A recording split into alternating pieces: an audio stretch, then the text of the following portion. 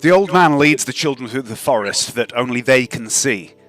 The oppressive vista of the destruction brought upon by the fall is hidden from them, but he sees it clearly. He always has. He was there at the beginning, and he will be there at the end, and he has witnessed everything in between. He remembers it all so vividly. All of it. How it was, and how it came to be. Most of all, he remembers the spreading darkness, the twisting of flesh into new shapes, and the screaming. He still hears the screaming. It never stopped, and it takes most of his concentration to block those sounds and sights and smells from the senses of these 7 innocent children that he guides through the wasteland. They are the last living, untainted creatures of this world. They are all that is left that is not twisted beyond recognition, tainted by shadow, or maddened by the knowledge of the ultimate truth. They are his hope. They are hope. But he tires now. He has guided, protected, and nourished these children alone here in this place at the end of everything for so very, very long. And he feels his power waning and the end approaching. The darkness has spread and consumed all light. The flesh madness has taken everything that lived, twisting them and changing them and merging all living creatures into gigantic, wretched forms with too many wailing mouths and roiling, shifting, blubbery masses of fleshy tendrils. They screech in 1,000 voices as they roll across the land. The insane gibberings of their broken minds speak truths so horrible that they would break those of the strongest will. For those that can resist the flesh change cannot resist the truth of the word. There was no one to stop this. The gods are gone, long since abandoned this place. Their champions, their chosen, are dead or worse. There are no heroes anymore. There is only the darkness, the flesh madness, and the corruption. The unholy triumvirate that brought down the end times upon this world. But there is also the witness, he who must observe till the very end. For that is his duty. That is his purpose. To watch in the dark. He was never supposed to intervene. He glances around at the reality that only he sees. Here is safe enough for now. And he makes a sign in the air with his fingers, and steps through the glyph he summons, and the children follow. They do not see the shimmering dome they pass inside. They see a clearing in the forest, a village, 12 or so buildings. One of the buildings is a windmill, whose sails turn lazily in the faint breeze. The witness leads the children towards this windmill, and they go inside. Home. They are safe here. He can rest here. And later that evening, as he and the children sit at the table eating their supper, he smiles to himself. It's working, he thinks, as he sees what he alone can see, the silver threads of these children, absent since he plucked them from their home, until now. And he watches as their strands of fate begin to faintly glow and float about loose in the air on an unseen breeze, untethered to reality, or anything else for that matter. And they slowly, oh so very slowly, begin to intertwine with one another.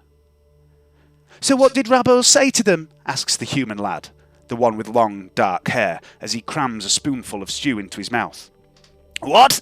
Oh yes, sorry. Forgot all about your story, silly grandfather. Well, Rabbo was one of those weird old mystics who spoke in vague half-truths, hoping to appear more magical or all-knowing or some such nonsense. Personally, I preferred the direct approach. If you want someone to do something, ask them. If you need someone to know something, tell them. Don't pussyfoot around with vague tales of long-dead orc shaman and sentient axes and all that nonsense.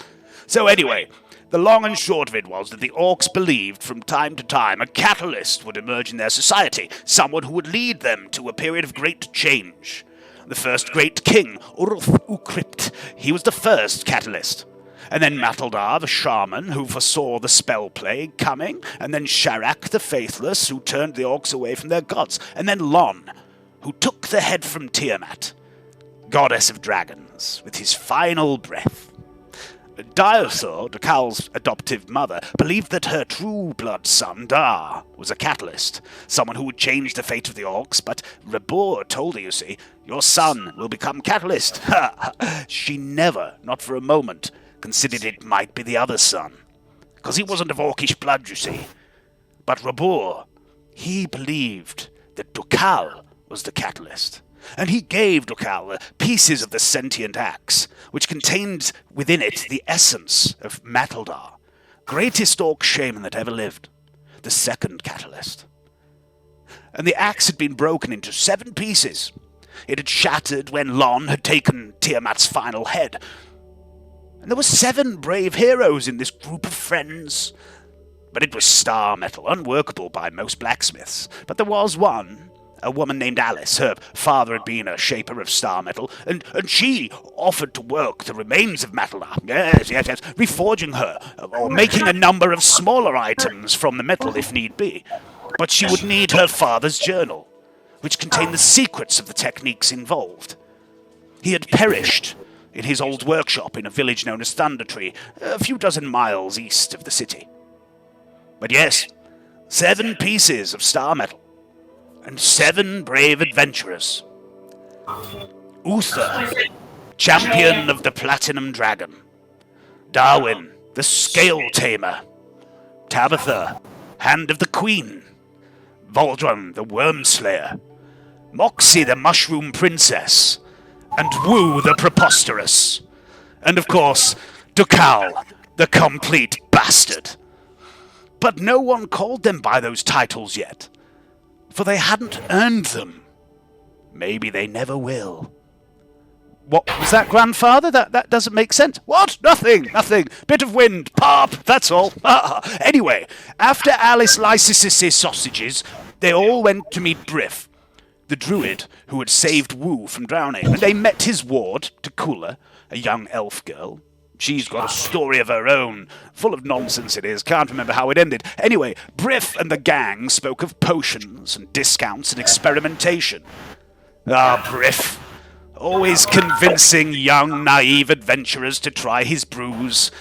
To be fair to him, most of them worked better than expected, but there were always those occasional potions that had quite interesting side effects. Anyway, our heroes had a meeting later that evening, and they had been invited to attend the Neverwinter Council. Yes. Dukal, you see, had told his mother, and Uther had told Paladin Froome about the super-secret hidden temple of Tiamat, and the council, understandably, wanted to know more. But there were still several hours before that meeting, and the party had some time to kill. Valdron wanted to forget all about the meeting and head off to Thundertree to look for the journal.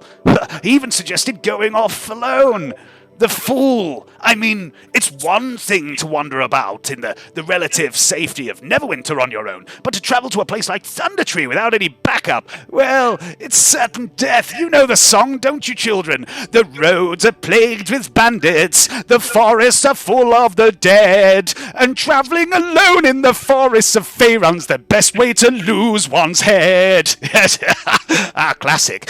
But there were other things that must be done in the meantime. Moxie's mushroom folk were still missing. Fergus, a little companion, said that he could feel them somewhere in the city. Master Shagul was missing too, and Elia must have taken delivery of the whiskey Uta sent her by now.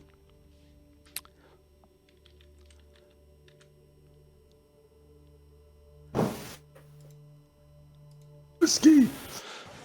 As you leave Briff's shop, you hear a clock chime 11 times. The spring sun is bright and high, approaching its zenith. Valdron, to you the sunlight seems harsh. Generations of living deep underground have made your people perfectly suited to the darkness, but the sunlight hurts your eyes. And you find yourself squinting most of the time while you're outdoors during the day. You could say it puts you at something of a disadvantage. The sounds of a city going about its business ring out around you, the ring of steel being worked, the chatter of passers-by. A large proportion of the people on the streets around you are armed and armoured in a variety of styles, and many are not local to this region, judging by their appearance, accents and outfits. These are not, it seems, general everyday citizens, but adventurers like you. And it comes as no surprise to see such people in this part of town, for here there are weapon shops, arcane emporiums, and of course Briff's potion shop. A stout dwarf jostles you, Uther, as he heads into the alchemy shop. He stumbles slightly as he turns around to face you. Oops, pardon me, my friend. Had a little too much breakfast mead. He's dressed in a silvered chainmail tunic, revealing his heavily tattooed and muscular arms. His hair is a shock of bright orange, shaped upwards in a thick mohawk. And he looks you up and down, and he clocks your shield and the icon emblazoned there. He says, "Oh, you must be that paladin of Bahamama. Is it? The Platinum Dragon. I've heard people talk about you. Nice to meet you. Callie Bittershaper. I'm with the guild. Have you considered perhaps joining? I mean, we have resources, contacts. Old Bran Hammer does all the paperwork and boring stuff so you can concentrate on the more I'm sorry, where are my manners? I tend to babble." Well, mate, Callie, we had been invited to join this guild, but we've decided to take our own path. Oh, your own path. To work alone. Yes, we don't like working with others. Unaffiliated. We're not very sociable. Yes, unaffiliated. That's the way. I mean, it's a shame. It's a real shame because there are great perks, and just so happens there's also a finder's fee for people who introduce new members to the guild and all that. Is that right? Yeah. How much is this finder's fee? Oh, it's I mean, you didn't find yourself, did you? I mean, I'm finding you now and talking to you. It's 100 gold pieces, as a matter of fact, for each person. And you see him looking round at all 7 of you. I see. That's very interesting. He says, "But if you're not interested, you're not interested. I mean, to be fair, they do take a lot of the glory and a lot of the gold and loot for themselves." Yes. It's this corporate atmosphere we're not a fan of. No, I mean, yeah, I suppose it's not for everyone. I mean, a bit of free medical services and cheap weapons and equipment, they're the perks. But if you're not interested, you're not interested. And of course, the pension's fantastic. Should you live long enough to collect, of course. Do they have tea? Tea? What the fucking hell are you? You're a goblin! And he's brings this massive axe over his shoulder. It's all covered in runes. I'm going to jump to defend myself. It is Kelly. I'm going to go away through walls with a full... He's obviously a hobbit. You're both talking over each other. Alright, so Okay. What we'll both be quiet. Hayden, what were you saying? I'm aiming for his balls in case he attacks. Yeah, he's not attacked. All he's done is he's got this axe slung over his shoulder. He's just brought it round, held it in a defensive position in front of him. That's all. Like he said, I'm just a hoblin. Oh, hoblin, right. I mean, I've no idea what that is. It sounds made up to me. I'll not bother you no more if you're not interested. But if you change your mind, you know where to find us. And he fucks off into Briff's shop. Thank you. Good day. Across the street, there is a brick wall that separates the road from some property or other. And scrubbing furiously at the brickwork, seemingly trying to remove the graffiti there with a coarse brush and some soapy water, is a goblin wearing rather ragged clothing. And he's been watched over by a bored-looking officer of the Neverwinter Watch. And now... Let's go talk to the goblin. You can. The day is yours. I'm just gonna put you on the map. There we Is he are. wearing orange high-vis? No, he's wearing brown low-vis because no goblin lives matter, and it doesn't matter if they get run over by a horse and cart. Okay, so yeah, this little goblin's there scrubbing away. Guards watching him. Hayden, over to you. Just speak goblin to him and go, how do friend? What's this guy doing watching over you? goblin turns round and he looks at you, and he looks horrified and terrified, and he starts looking between you and the guard, and the guard turns to you and says, "Can I help you? Is there some reason you want..." No, he don't. Yeah, he does. He says, "Can I help you? Is there some reason you're distracting this creature from its assigned task? What the fuck are you?" I'm a goblin myself, and wondered why this man, this creature, as you say, this person, is scrubbing the pavement with you, Lord. And have you not got anything better to do with your time in life? Is anyone with Wu, by the way, or is Wu gone over here on his own? Yes, of course we're going with Will. We'll wander over. We will not separate the group. Okay, the guard looks at the rest of you and says, "Do you always allow your goblin to speak to people like that?" We don't really have much control over him, if we're being honest. Well, you maybe ought to get him housebroken, get some training into him. You don't train him now. Next thing you know, they're shitting in the corner, they're shitting in your shoes, they're shitting in your salad, they shit everywhere. Oh, right, I'm proper insulted. I'm proper insulted by this guard. What can I do? To him? He does actually look down on you, Will, by the way, and he says to you, "This creature, to answer your question, is performing its civic duty in accordance with the Goblin Repatriation Act of 1511, Section 2. Are you beholden by this act, sir? Is this goblin licensed?" I'm not a goblin. What do you mean you're not a goblin? He's a hoblin. I'm half goblin. He looks down at your feet. Obviously, you bastard. Looks down at your big hairy feet and goes, "Oh, my apologies, sir. I'm ever sorry. Please don't report me. I'm halfling. I understand. Like give me some racist abuse here. No. It's not racism, sir. Absolutely not. And I don't have a problem with hoblins or halflings or anything like that. It's just goblins, sir.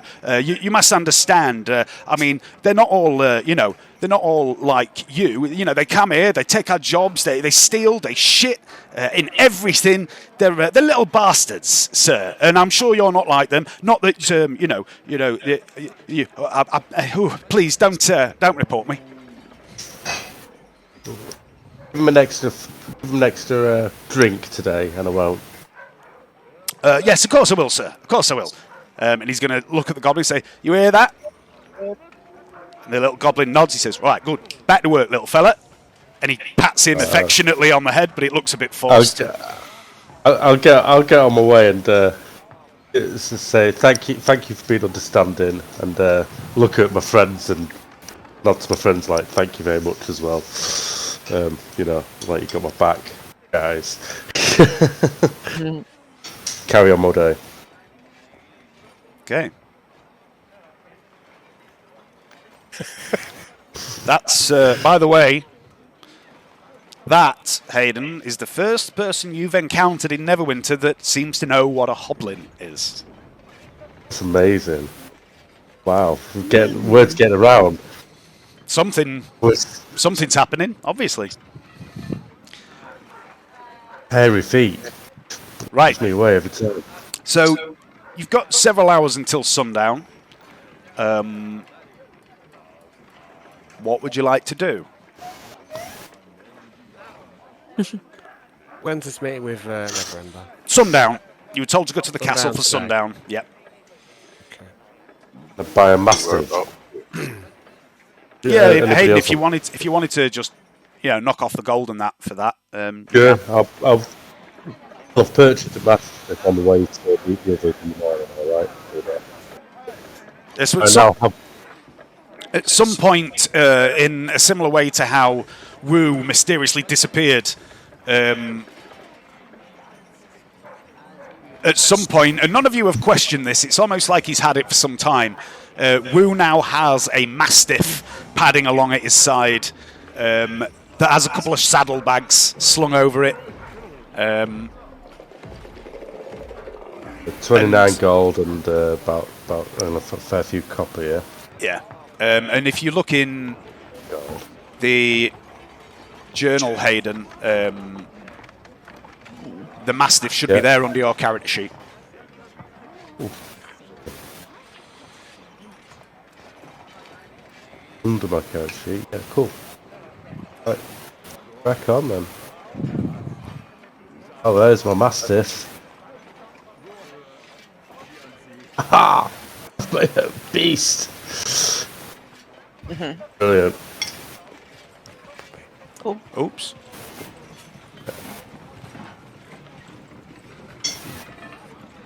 I'm going to call it Tiff.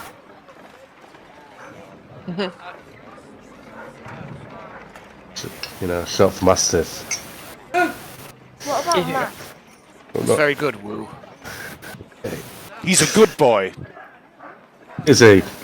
Matt is. Decides to pick me up and run off. He's well trained. He pads along obediently at your side, obeys your simple commands. He's very very unobtrusive. It's almost like he's not there at all. He never gets in the way. Oh, brilliant. I've already loaded up my excess weighty gear on him. Yep. Okay. That's done. Right. Do you guys want to... I'm just going to grab a drink if you guys want to figure out what you want to do. Yeah, has anyone got anything they'd like to do today before we see a Neverember? Do we need to find a bit of information about where we're going? I mean, that would be Or how useful. to get there? What about your... Big castle. Like a map would be good, do you think? Yeah, that sounds a good idea. Shall we Yeah, ask, you just I can, find it. Yeah, I can hear you fine, mate. shall we just ask Gad, who was stood next to, watching the goblin work, where Lord Neverwinter stays? We know where he stays, mate. He's in the main castle. Yeah. Right. What about your mushroom folk? Do you want to? Did you want to try and find those, or Mr. Shiguli, or there was a few things Dave mentioned at the start which are out? Yeah, I want to at some point, but I mean, they've only been kidnapped. I'm sure they're fine. I'm sure they're just in that place, aren't they? They got taken by goblins from the Feywild. The ones that you have are the ones that didn't get taken. Okay. There was basically the village had about 50 or 60 Myconid people living in it. Yeah. Mike and Fergus were the defenders. The rest of them were all workers. Fergus was killed. Mike came and got you guys and was like, help. And then you went to a cave where you found some of them locked up, but there was also a load of crates, and the rest of them were missing. And you were told by the hobgoblin that was doing all this, or seemed to be the one in charge, that he said to Wu, the shadow will punish you with his dying breath. And Master Shiguli speculated that the direction they'd been heading, these hobgoblins, well, the mushroom people, they must be heading for the door, which was where Master Shiguli was originally heading until the darkness came after you. All of it's in the question. Okay. The door. Okay. Right. Let's log. Yeah. Right.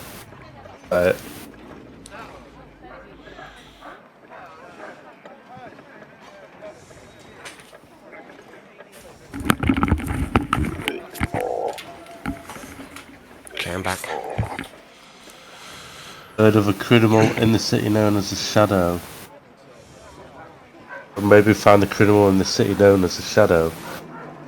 And the funguses. If you asked Miss Roth about the darkness when it came through after you all. You asked Luciana,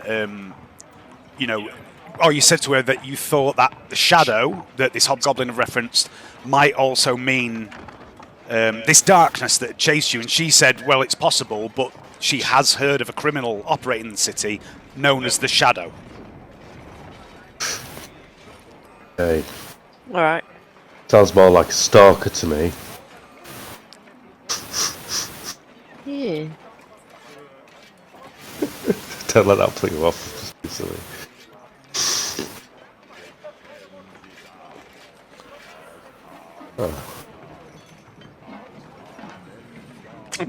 Should we head off and get a map then quickly?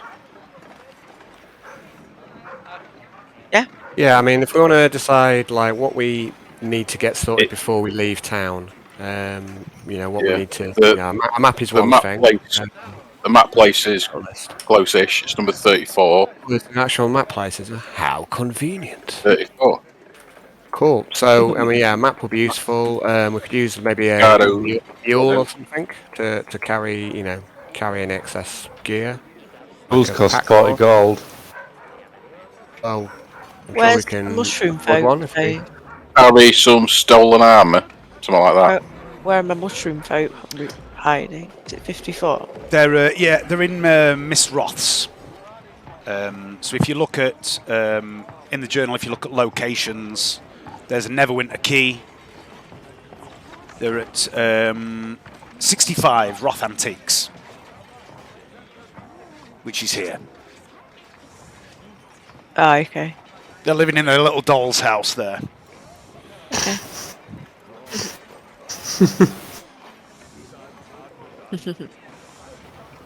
I need to go back to the cathedral or at some point to get some spell components, and I had a holy symbol being made. I need to do that before we Whereabouts leave. is that? I'm not sure. Let's have a look. It's trying to plan stuff, so it's like kind of en route to the castle. Yeah, I mean, when did I go there last, Dave? Was it the day before? It was yesterday. I've lost a bit of track of time. Yesterday, so it might be done by now. Let's have a look. Let's have a look at the key.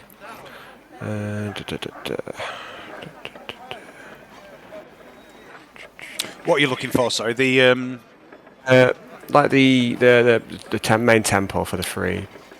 it's the Halls of Triumvirate. Justice, number 11. Halls of Justice. Right, number 11 then.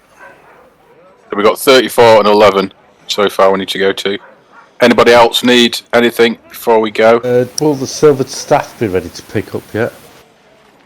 You were told you could pick it up after midday today, I believe. So I can pick that probably up. It's 11, isn't it, AM? So I can pick that up after a map shop or anything like that. Okay. Yeah, I mean, like say supplies, like Johnny says. We've got rations. Okay. Cool. I mean, So, yeah, I mean, you know this city fairly well, some of you, so you'd know where you can get certain things. I mean, if we figure out how far it is away, this Thundertree, we know how much we'll actually need. yeah. Okay. If it's like a day or two away, you don't really need. You know, it's. I mean, Alice told you it was a couple of dozen miles east of the city. So not too far then, really. And just to give you a little tip, you can travel, give or take, about 24 miles in a day. Assuming you don't get jumped by. Assuming you don't get killed by something absolutely horrific. Assuming your GM hasn't put something, really, really bad between here and the village of Thundertree. I mean, would he do that? I don't know. Yeah. So so supplies, a pack horse. I want to go back to the cathedral. We need a map. Is there anything else Oh I yeah. want to do? I probably need to take Fergus to see Mike and the mushrooms. Okay. Yeah. Okay. Right, you are. So, should we do map first, because it's 34, and then come back and do cathedral and the shop in it to get his stuff? What number's that? That is... can't remember when that is now. It was near where we are, isn't it? Alice. Yeah. Yeah, it was Alice Yeah. that was silvering your staff. James, I don't know if you've been saying out, but you're muted, by the way. That's 37 then for the silvered staff. 37. Where is your Horde's justice is 11. 37, which is, let me have a look. That's 11. I'd know this. Time to get drawn. So 37, 11. And 34 is the first one, really, I think. 65 you said you wanted to go to, didn't you? Oui, I do. I'm ready to travel apart from getting this staff, my dog. Put the gear on it. Alison, Tabitha would know that Priscilla's Perfumes and Potables, where you met the other tabaxi, she sold rations as well there, travel rations. Which one's that, Dave? Sorry? That's number 24, 24, sorry, yeah. which is... Yes. So, let's say you got within the... No, sorry, not Priscilla's... that's not right. Swift Heart Sundries, number 60. That's where rations are sold. So Yeah, well, that's close as well, isn't it? Made. Yeah. Yeah. Should we circle number 60 as well then? 34 and 60. Who's ever circling? I'll circle 60. Here you go. 65, And Leanne wanted to go 34. to. Yeah, 65. Yeah, and 34 as well. 34. 34 to the right. 65. 65's here. Let's go this step. Okay. Okay. Sorry guys, I would have missed this. 60 is sundries. What do we say? 11, 65. What's that? Rough two. Okay. Yeah. And where's the map place? 34. Where's 34? 34. Right, it's already done. Yeah. Already been done. Okay, for you, Okay. you said you were on about getting a pack horse. There's two places you can get things like that. One is here. This is the stables. This place buys and sells and rents mundane animals like horses and what have you. But there's also the Grand Emporium, which is here. And this sells more exotic animals. This is where Wu would have got his Mastiff from. You can buy an elephant if you're lucky. I want an elephant. Let's go get an elephant. A war elephant. Following the same action. Yeah. Don't be ridiculous. I'm sold. Oh my God. What's wrong with an elephant? Oh, war horse, 400 gold. I don't know what a war horse would be. I'll steal it. Be fine. And then you've got to feed it. There'll be No no one's gonna miss the stealing. elephant. There'll be no stealing. No one's going to miss an elephant, surely. We're not thieves and vagabonds, are we? Oh no! The beauty of the war elephants in Neverwinter as well is that they've been trained to eat goblins, so they're kind of self-sufficient in the right environment. Oh, that's terrible. Very fire and sleep. In Don't case stay away from them. in case there's any I'll confusion, show the elephant my there feet. is a definite race issue with goblins in Neverwinter. Okay. Yeah. See. Right. Just answer my questions for a minute. Don't So 40 for the stable. So we need to add that to the list as well. Yeah. Okay, so we've got a few places we can go in between. You know, where? There's a reaction. Shall we? Do you want to go to 34 first and get that out of the way? Yeah, because that's the furthest away, and then we can come back and do Right. everybody else. Cool. Right, we're going to get off then. Yeah, Head off to 34, Dave. Okay. Mascos, whatever it's called. Mascos. I'm evil and good. And what is that? Mascado's Maps and Legends. The one. All right. So when you enter this shop, it's You can leave It's- the house. oh dear. Hang on, I've fucked something up here. So you've got to be in touch with distance. I've lost Yeah. something. Just a second. For what reason? What happens to them? Um, Does it stop them getting as much damage?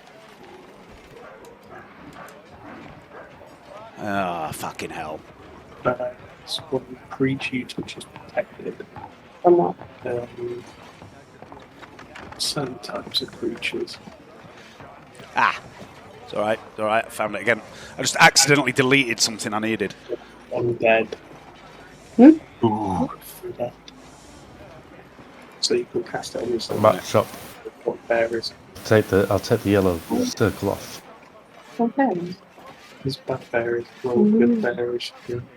Do well. Don't give you protection from everybody. Right. Okay, so you get to this this map shop, Mascado's Maps and Legends, and it's basically a shop that is piled floor to ceiling with books and scrolls, and it's very chaotic. There's this grand spiral staircase in the middle of the room that seems to snake up towards nothing. It just seems to reach the ceiling and doesn't go anywhere. And as you all enter, behind the counter there is a human woman in her 50s. She's got her hair pulled back in a tight bun, and she has these spectacles perched on the end of her nose, held on by a chain that's round her neck. And she sees you coming and says, "Oh, hello, my lovelies. Welcome to Miscardo's." And she gestures round as if, you know, it's some grand thing to behold, but really it looks a bit like this. That's just another one. Cast down something. Is this something in particular I can help you with? Like, Well met. what's this roll? 5. We are searching for maps of the local area. We're going on an adventure. Oh, of course you are. I mean, look at you all. You look like a bunch of adventurers to me. Yes, we're heading off to the east Yeah. to a place called Thundertree. Have you heard of it? Thundertree. Oh, yeah, I know Thundertree. Don't tend to want to go there really myself. You know, it's a bit weird and dangerous, but I'm sure you know all about that, right? Must be able to How do you mean dangerous? I mean, elaborate. perhaps you know something we don't. Well, I could We tell have you. heard things, of course. I could tell you all about it. Or, and she pulls out a book. So He says, or I could sell you a book of local lore and legends, written by myself, no less. How convenient. That seems like the ideal option, my dear. Exactly, this is how I make my living, you see. I once travelled with a group of adventurers, you see, and they told me stories. And I experienced a few of my own. And so as my life has gone on, I've travelled with different groups, and I've written down all the lore I've learned into a series of books. And she gestures to all these books, and you see there are, I think, 12 volumes, and it's entitled Sheridan's Guide to Faerun, volumes 1 to 12. And which volume does Thundertree come under? Thundertree, well, it's quite close to Neverwinter, where I started my adventures, so that's in volume 1. I see. And does it include maps, or would they be purchased separately? Well, they would be purchased separately, sir, but they're not too expensive. And she pulls out a map from a big stack. She says, map of the local region, only 5 silver pieces. Ah, that's very reasonable. And the Book of Local Law? Well, that's 2 gold, sir. Oh, very good. I'll pay the woman 2 gold and 5 silver. So you're invisible. Okay, so you can add to your inventory, Uther, Sheridan's Guide to Faerun, volume 1. Something like There's 2 things you can do with this book. you're not while invisible. One is you can read the book in downtime, and when a bit like I do in Dark Heresy, when you've spent enough time reading it, you may gain a skill, and it'll be like advantage to lore-related rolls when you're in this region, basically. The other thing you can do is you can actually actively look something up. So, you know, if you want to, for example, look up the town of Thundertree and see what it says in there, you can tell me, you know, what you want to do, and I'll tell you what you'll learn. The map looks like this.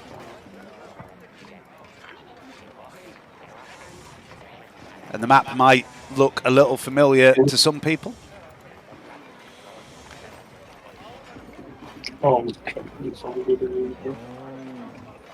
And can we all Hmm. Well, that was rather straightforward. Is anyone in our group one of these book learning types? My eyes aren't what they used to be. I'm afraid I'm not so good at reading books myself. Can read. Haven't the patience for it. Not you, Woo.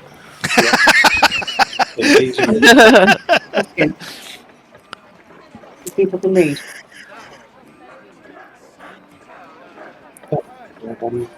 Pet my dog. I guess not. I mean, everyone can read. As far as I'm concerned, everyone can read and write all the languages they know. Yeah, pretty cool. No one wants to that. Oh, apart from Woo. Get it. Also a goblin curse.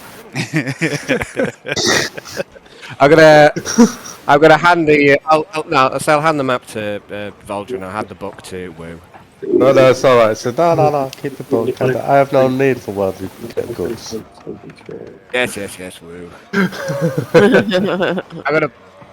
I'll just put it in the Mastiff's satchel. Okay. Okay. So you're giving the map to Voldron, did you say? Yeah, give the map to Voldrin. Give Okay. the book to Woo. So, Johnny, you can add map of Neverwinter region to your inventory. Right, there's a few things you can do with maps. Obviously, navigate by them. You can also study them in downtime and memorize them. When you're using a map to navigate somewhere, you can basically gain a bonus to your navigation rolls. Also, something that we'll cover later when we leave the city, you can make your own maps. So if you're going somewhere you haven't been before, you can make a map as you're going there, which doesn't help you, but on the return journey, it might. Okay, so that's... Darwin is cartographer. Yep. Darwin's a cartographer, did you say? Yeah. How convenient. Isn't just? All right, so... Was there anyone... Does anyone want anything else from here? Let's go. I don't think so. Right, we're gonna wish the lady farewell and be about our business. Okay. Yeah. Good luck on your travels. Well, we're gonna need it. Down Yeah, that you side. probably will if you go into Thundertree, but you'll find out all about that when you read my book, won't you? So I have to wait for what, anyone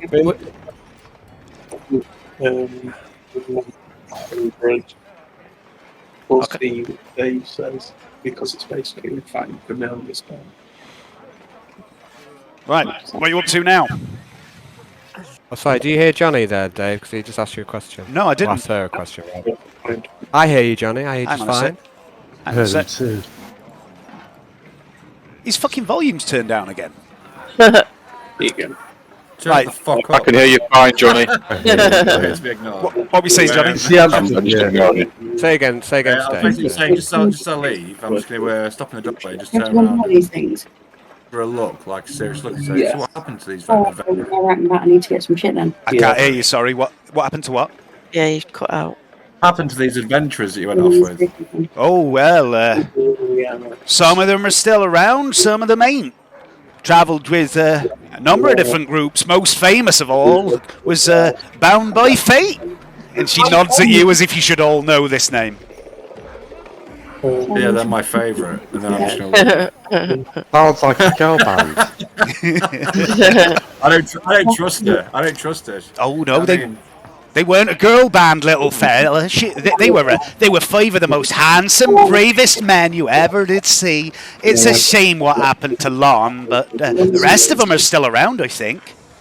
From anywhere you go to buy magical components from. Okay. They've just asked where we're going. the siren song. Yeah. Hi. Okay, so I think we're heading off now, I think. Is that right? Just Everyone done here? Tabitha needs to go get some. Okay, so where to next, guys? 60? Can you not hear James? Alan? I can't hear James, no. I did before, though. Say, I heard him when he said he was a cartographer. Now I can't hear him. He said hello, and he says Tabitha needs to. It's Alan's cursed Yeah, Discord. Tabitha needs some components for Find Familiar. Yeah, okay. Find familiar. Um, I mean, I also need some components before we go. I think. Which shop you're going to? Have you got somewhere in Oh, mind? Have you right. got somewhere in mind, James? That place that I went to would probably sell them. so, I said I'd like to apprentice in.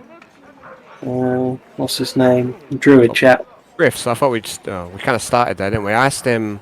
yeah, I a mean, particular he's more. component, and he didn't have what I was after. Yeah, I was down a bit of a rabbit hole talking about second level spells with Alison. Sorry. He's more of an alchemy guy. If you're looking for spell ingredients, there's a few places you can go. One of them is Arcane Acquisitions, Yeah. which is I don't fucking know. Number 10. Might want to get 3 or 4 lots just in case you need to resummon it back again. Number 10. So I think number 10 next. Then shall we go? So yeah, like Leanne, if there's any like spell components you need for any of your spells, then Yeah. you could get them here as well. But you haven't even leveled up yet, have you? So you haven't got any new spells. I hope we don't get in a fight tonight with a party that isn't fully leveled up. That would be bad. You didn't even tell me we were actually gaming, so. Is she running at 66% efficiency? She is running at 66% efficiency, Alan. It's shocking. Isn't it shocking, Johnny?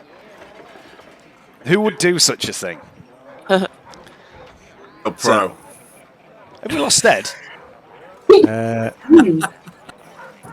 can't see him or hear him, but he's in the call. He rejoined the call. Yeah. Okay, I so think we're going to head to this Arcane acquisition. Okay.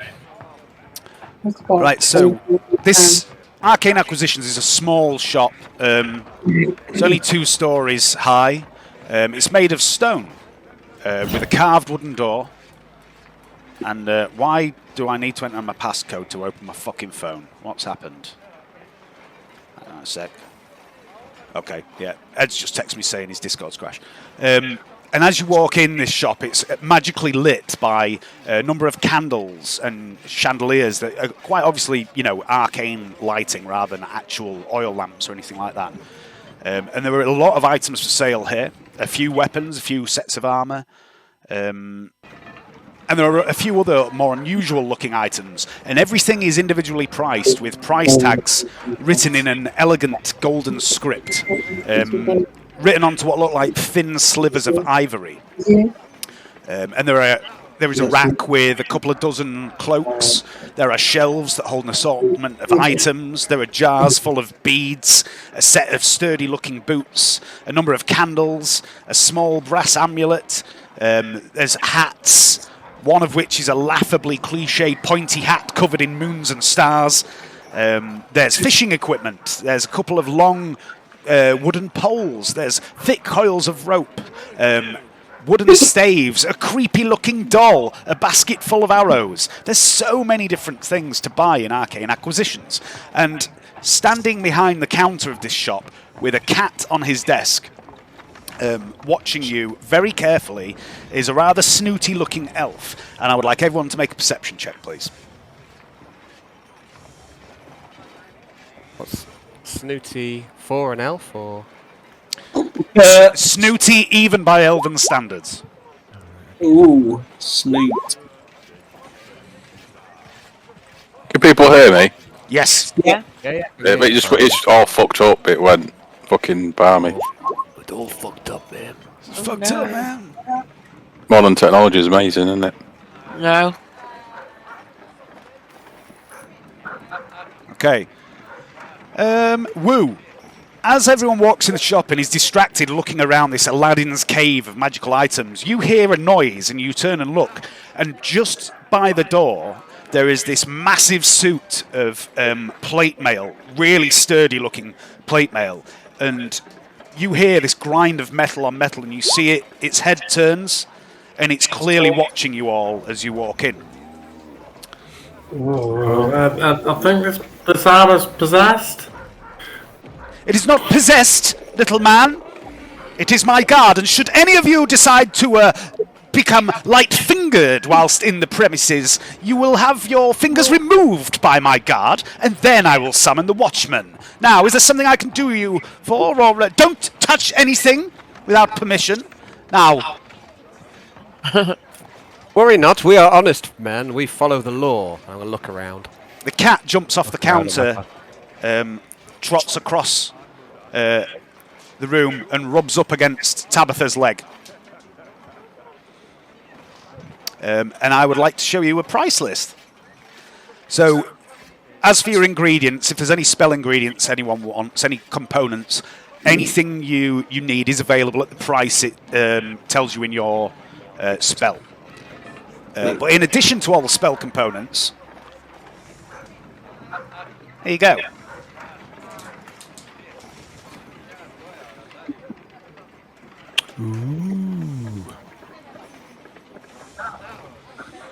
Ooh, Is that one? nice magic weapons. I can't read that from here. And if you wonder what any of them are, because obviously some of them have certain names, Ooh, plus you 2 club. can ask me, or you can search in the compendium. They're all in the compendium, I think, with the exception of maybe What? 1 or 2 bits. Yeah, yes. How do you know? Because I said if there's any components that you need, it's at the cost. Remind me how you search magic items. Yeah. Okay, so it's done. in the journal, at the top, there's the black circle with the letter I in it. In addition to any of Ah, yeah, that's it. Thank you. the spell components, That's all I need. there's a list of things. These are like armor. Oof, magic armor. Fucking hell, it's got some gear. Why's Dwarven plate 9? Yeah. I'm going to wait outside, looking at my 9 gold pieces and waiting. What I got? You've got 65, I think. So, 3 or 4 sets away. Because you can use and then you Dave, there's a few components I'm after that don't have a cost in the player's manual. I don't expect there to be too much, but can I just give you a list of them, what I'm after? So I'm after hold on a sec. I'm after a piece of parchment with some some potions, with some holy text written on it. rolls. Yep. A yew leaf. Really, I mean, it's not magic. Yeah. Tiny strip of white cloth. 4,000 gold I could piece. probably Warning start of a warning. I mean, a lot of... readily, and then a fork twig. Okay. So, a lot of these, Al, you could acquire yourself. So, like, the parchment with holy text, you could just get a bit of parchment and write some holy text. You're a holy man. The yew leaf, you'd be able to get that from many places. The white cloth, you could get that from anywhere that sells clothing. And the forked twig, you could probably find one when you're out and about. It's just a bit of wood. So if you want to, if you just want to knock off a silver piece for the parchment, and then add the rest to your inventory anyway. Okay, cheers. So anyone got some components they want to buy here then? Any of you spellcasters? I need some stuff, Dave, but I'm not sure. I need 10 gold points worth of charcoal. Yeah. I need some incense. Yeah. And some herbs. Yeah. And a brass brazier. Yeah, it's not a brazier, as someone thought in one of my other games. So yeah, if you just want to knock off the gold, you can have those things. As many uses as you want. Don't worry about the brazier. I have a house rule where you can cast Find Familiar in any fire source. It doesn't have to be the brass brazier. So you can do it in a campfire or anything. I would say it was 10 gold pieces worth of charcoal, incense, and herbs. All right, okay. Yeah, like it's a big fat mix. Yes, it is. Yeah, yeah. You need to get a few of those though. Yeah, I would say get 3? 2 to 4 lots. 3. Okay. Yeah, because your familiar is really useful, but if it dies, if it gets hit, it dies pretty fucking easy. And like when it takes damage, you can use a reaction, so it only takes half damage. She's got the upgraded familiar. Yeah. Potential anyway. But so yeah, and it's also if it's an imp and it's got 10 health, so it might last fairly long. So I need to get 3 lots then. Yeah, I would say yeah. Oh, James, you are funny. What's up? I just heard you say something about it might last. It might take a couple of hits. Yeah, it might. It might. I mean, if the hits are coming from, a shrew, yeah. Right, okay. Anything else anyone wants to buy here? Isn't it? Technically. Can't really go invisible anyway. Yeah, Well, for me, very pricey. smart with the way that you use it. Okay.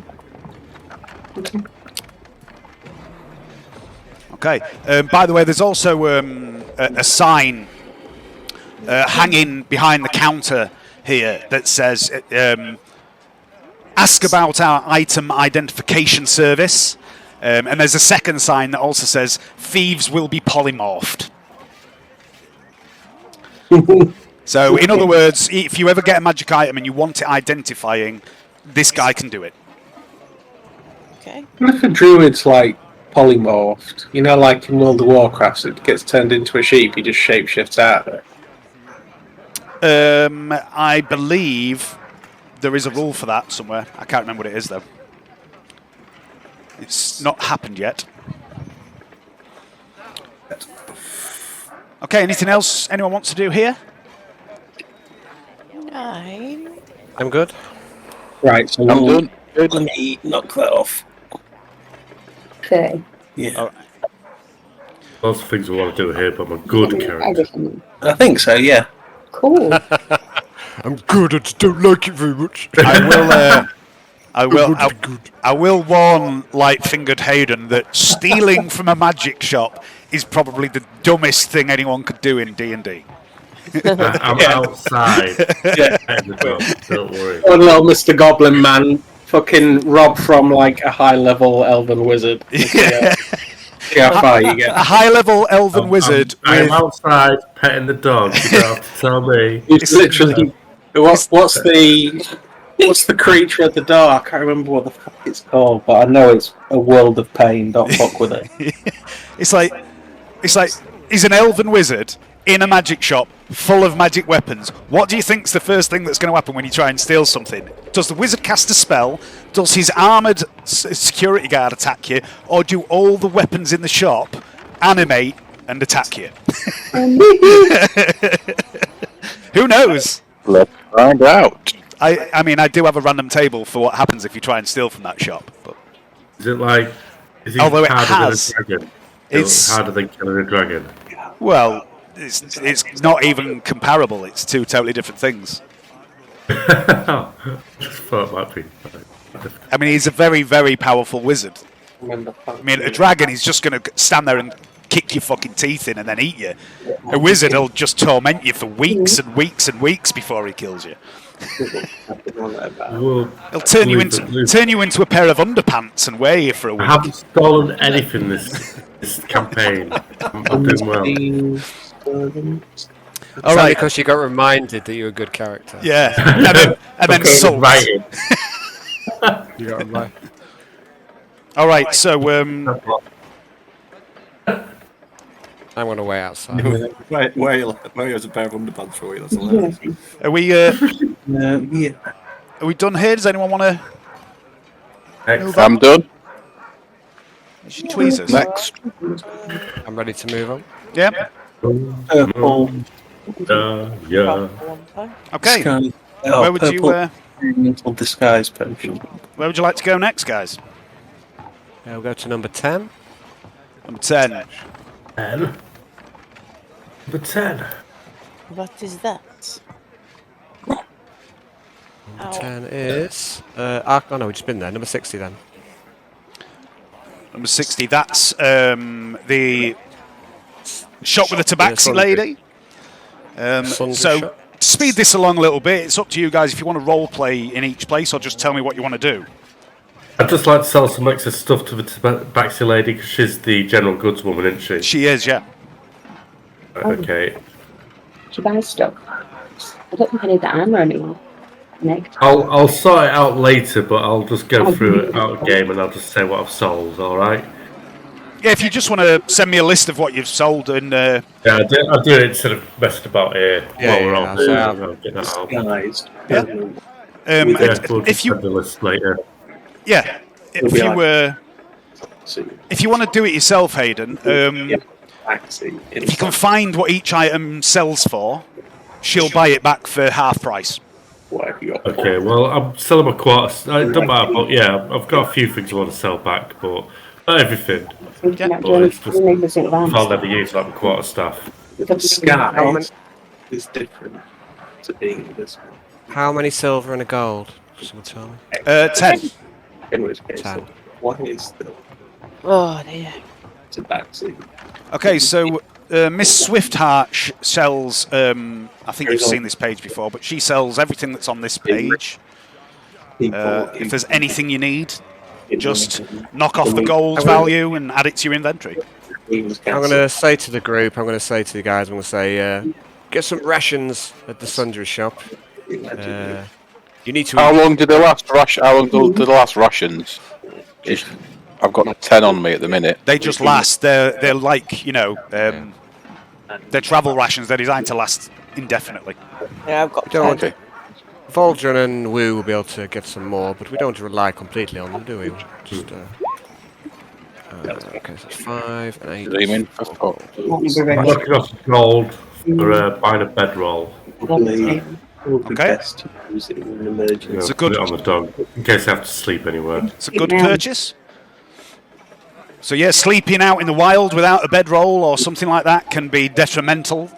For the Really. So, add that to my mastiff. I've got a bedroll now. should really have left it. I'll leave you to it until we get to Alison's. Bedroll backpack. I'm just going to get. There's a bedroll. Oh, sorry, No, Okay. it's just a session. I don't think you'll be able to Leanne. magic. Your mic's dropped, can't hear you. Usually, Said how much is a bedroll? yeah, It's on there. efficient in heavy So everything that's on this list of adventuring gear, you can put onto your character sheet really easy by... Yeah. So if you go into the compendium and search for the item you want, you can drag it onto your character sheet and it will put the item into your inventory and also add the weight, so you don't have to manually do it.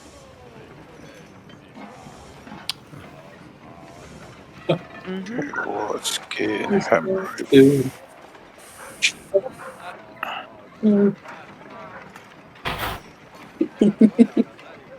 So each ration lasts a day. It's Yeah. a day's worth of food. Yeah. Okay. Using rations. I'll get a bedroll. How much? Just got one gold piece. I don't know. Dave, I'm going to buy 5 more rations. Yep. 5 silver each, yeah? Yep. So we can Yep.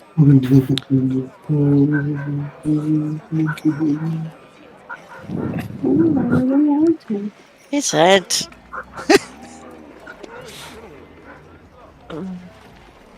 Eh. Can't see.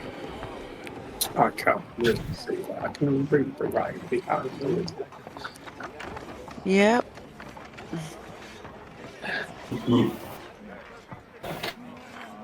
Has everyone got a water skin? Yeah. I got all in the adventurers pack thing. Yeah, just make Yeah, sure yeah. everyone's got everything. Wool. You should all have rations and stuff as well then. I'm gonna hunt stuff. But I'll- Yes, I need to. I'm going to bring it slightly closer so I can see it. Okay. Anyone everyone done in Swift-Heart? Yeah, I think so. Yes, I am done. Do what? Five more rations. Look after it for me. 5 more rations. How much are rations? 5 silver each, I think. Probably leave it. Yeah, I'll Five do silver, that. Yeah. So yeah, there's 10 copper in a silver, 10 silver in a gold, 10 gold in a platinum. Yep. Chewy. We don't worry about Electrum because it's a silly coin. Chewy, honestly. All right, and where are we going after Swift-Heart then?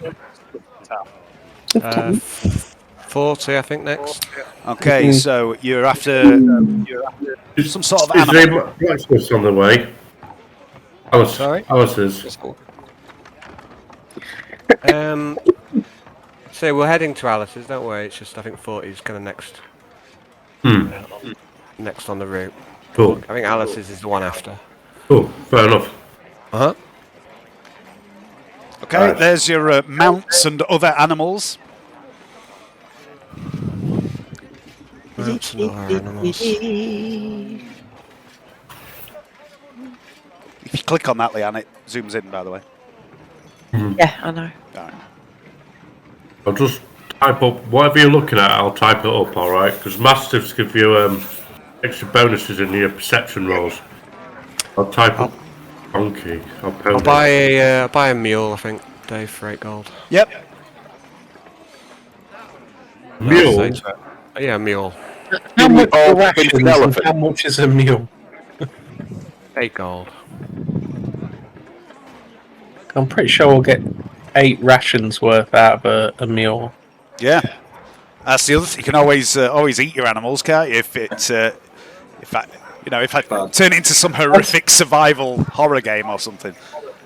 Slice it open and stuff Woo inside to keep him warm. That sounds like it's getting exciting. I'm gonna name.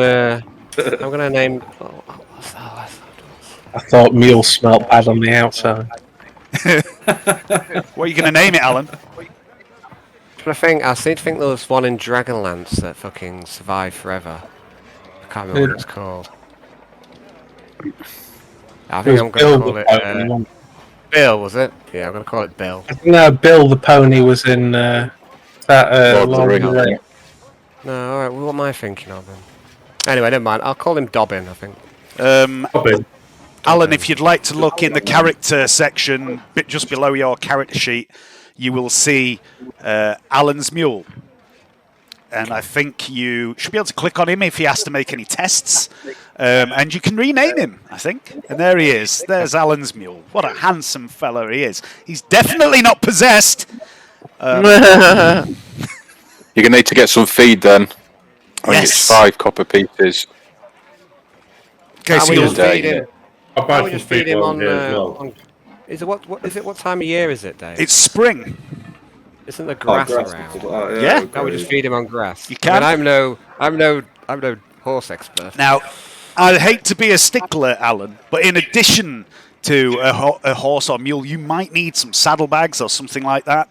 Or Yeah, no, that's fine. So where? that's on the same whereabouts are page. these It's all there Yeah, on no, the no, same you're page. right. So I can't believe you we'll aren't go all for- chipping together and buying an elephant, but I did mention elephant, but Alan poo-pooed it. there's two. Just to clarify, there's two kinds of elephants. There's elephants and there's Neverwinter War elephants. They're the ones that eat goblins. I assumed that we couldn't afford an elephant, but if you really settle an elephant, be my guest. I mean, 200 Pretty gold's sure we can't quite a lot afford of that, money, but I mean, there's It nothing just seems stopping a you bit getting one later. Just seems a bit ridiculous. That's all. I'm gonna buy 5 some goals, isn't it? I want to going to battle riding a war elephant. Okay. Who wouldn't? 25k galley. Yeah, you could all save up and buy a wash. You'd be surprised how quick the gold starts to add up as well. It soon starts coming in. I'm quite generous with my gold. The next 15 gold, you could put a cart onto your mule. Or maybe I could Mule cart. Speaking of boats, we could probably get a boat to this place we're going. It's just off the river, isn't it? No, yeah. I was just gonna get some saddlebags and some feed for him. I can summon something. Oh yeah, actually, yeah. I'm not made of money, woo. Oh, dog. How much was feed again? 5 copper. 5 copper pieces. I'll just make sure I'm knocked off mine now. Not feed off when I've paid for mine. So yeah, if you're if you get your saddlebags and all that, let me know when you're ready to move on. Saddlebags. So Get out of the city. what I'm going to do as well, It's natural. at some point. So for Wu and Uther, what I'll do at some point is I'll turn those character sheets I've given you into proper character sheets, rather than NPC ones, and they will have an inventory. So you'll be able to manage their inventory, and it will work out the weight and everything, so you'll know when they're overweight. Well, But for the moment, we know you're going to be fine. look. Okay, I'm done here. Everyone else done here, or? Yeah. That's You? 200 gold points. Okay, so next up is what? I could have used the sack off my road to put my arm I think in. it's Alice, is it? 37 or? Hey! Okay, so you go to Alice's. Put it in your back. She welcomes you back. Right, Alice! And she says, little green man. No, she doesn't talk like that. She's from Neverwinter. Says, now then, the little green man's come back. You come for your staff, little fella. Or it might be a I have! scroll with a random spell on it. Oh, sorry. You made me go Yorkshire. It's infectious, isn't it? She's going to reach under the counter and pull out this staff, and it's a little shorter than your previous staff, and the ends of it, both ends have been encased in a thin layer of silver, and there's like a bit of a binding being wrapped around the middle to give it something, easier to grip onto. And as she hands it to you and you pick it up, you realise although it's smaller, it's much more suited to your size and frame. The other staff you had was a human-sized staff. This has been specially crafted for someone of your stature, and it feels much better in your hand. Oh, this is fantastic work, Alice. You are a master of your craft. Well, hopefully one day I'll be a master of my my father's craft as well, if you bring me that book back. Right, of course. Starmaton. Aye. Right. Right. I'll give her my other staff. In a sec. Okay. So, can you sell that on Oh, as well if you want? sure. I'll. And she starts reaching into her pocket, and she gets about 7 or 8 copper and holds it out to you.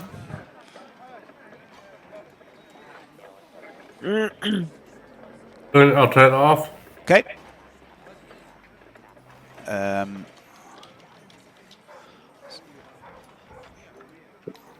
don't know how to take things off. There's a little lock button, Hayden. You click the lock button and then you can delete anything that's on your list. The lock button's right at the bottom. Oh, okay. Okay, and I've just changed your quarterstaff on your weapons and attacks to be a silvered quarterstaff. Oh, excellent. Have you just taken off the other staff as well, Dave? Nope. It's gone. Dead. Just went. Oh well. Brilliant. Does anyone else want anything from Alice's? Is it just you, Woo? That's all I needed for hitting magical creatures. Thank you very much, Alice. I'll see you later. Boy, now she's gone all further down south. I don't know where her accent is tonight. Anyway, okay, so you're done in Alice's. Where next? I think next up would be 65, which is Roth's Antiques. Is that to do with the mushrooms? Yeah, it is, So is yeah. that for Leanne? Yeah, so off to Roth's next for Leanne. Okay. And as you head inside, Lady Roth's behind the counter, and she's sort of standing there really prim and proper, as she watches you enter, then she goes, "Oh, it's you." Oh, no, she doesn't speak like that. Everyone's accent's gone wrong. She says, "Oh, it's you. Oh, what a relief. You can come out now." And all of a sudden, the mushrooms come out from behind the counter and clamber up onto the counter.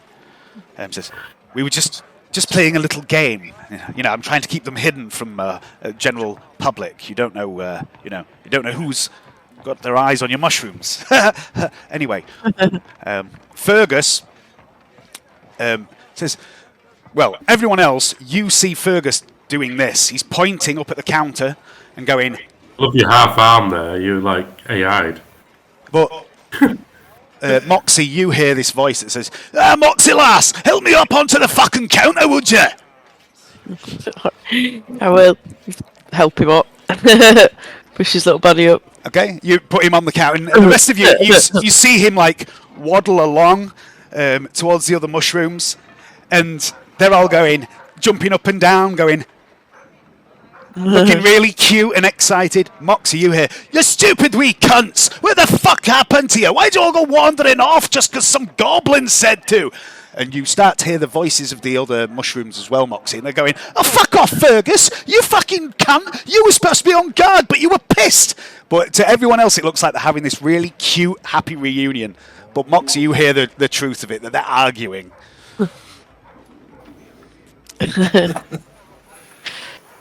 No, fellas. No, fellas. Like, Nice little reunion, fellas. they all come over towards you and sort of start to hug you. They give their little burst of spores. And I'd like everyone, please, to make a dexterity saving throw, except you, Moxie. So I've lost James for a moment, so I can't remember what I'm supposed to do. I have to fly, Al. You'll be alright. I don't even know where everything is on the screen. Oh dear. I've just accidentally pressed something and everything's disappeared.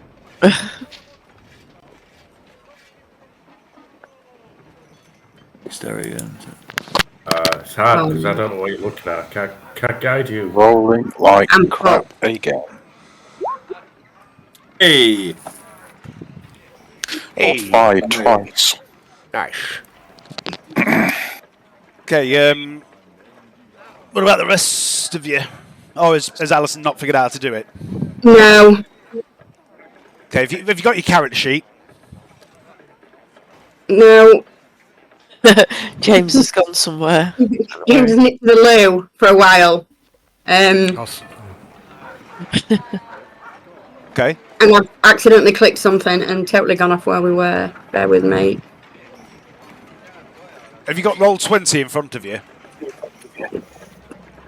Yeah. Right, so over on the right-hand side, there's like a column. I don't know what you can see there at the moment, but at the top of it, you'll see like 2 little speech bubbles. What looks like a little picture, a little newspaper, a letter I in a circle. Can you see all Oh, no, that? I'm not on that. No, I know what you mean, but no, I'm not there, and I don't know how to get there. We'll wait for James to come back. Or I can do it It's for going to you. be if you want. ages. It's going to be a good 10 minutes, he said. All right, okay. I'll do it for you both. then. Information there. Oh, thank you. Let's have a look.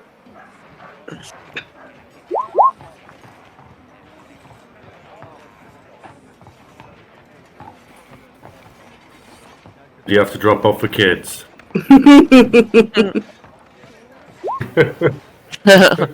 All right. So the first one was yours, Tabitha, the 17.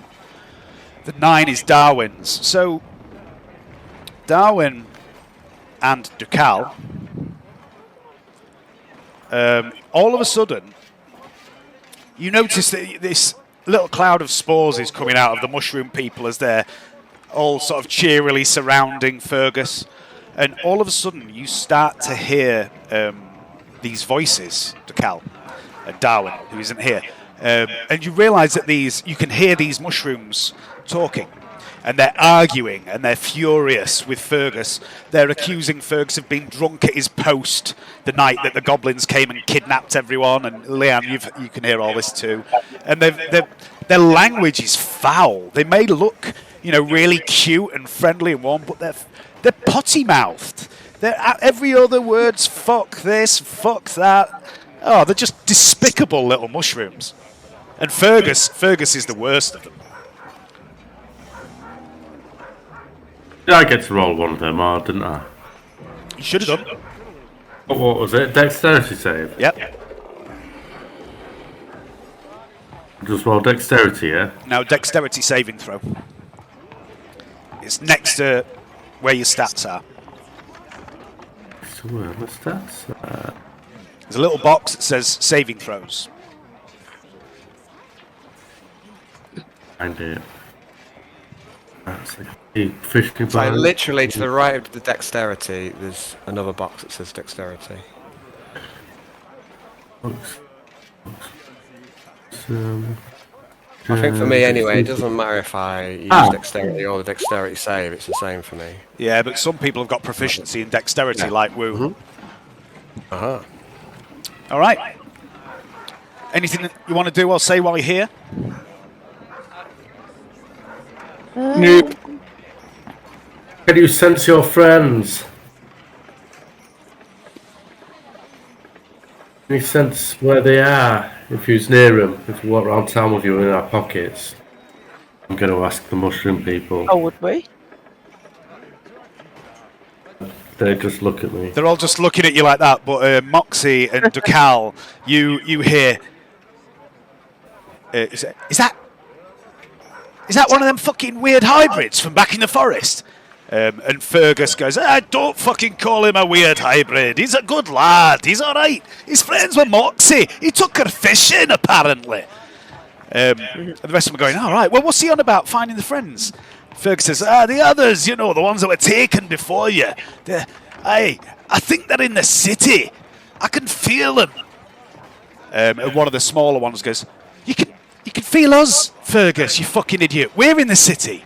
Fergus says, no, not like that. I mean, I can feel a lot of our kin somewhere close. I just can't figure out where, I never quite got that sort of ability honed in.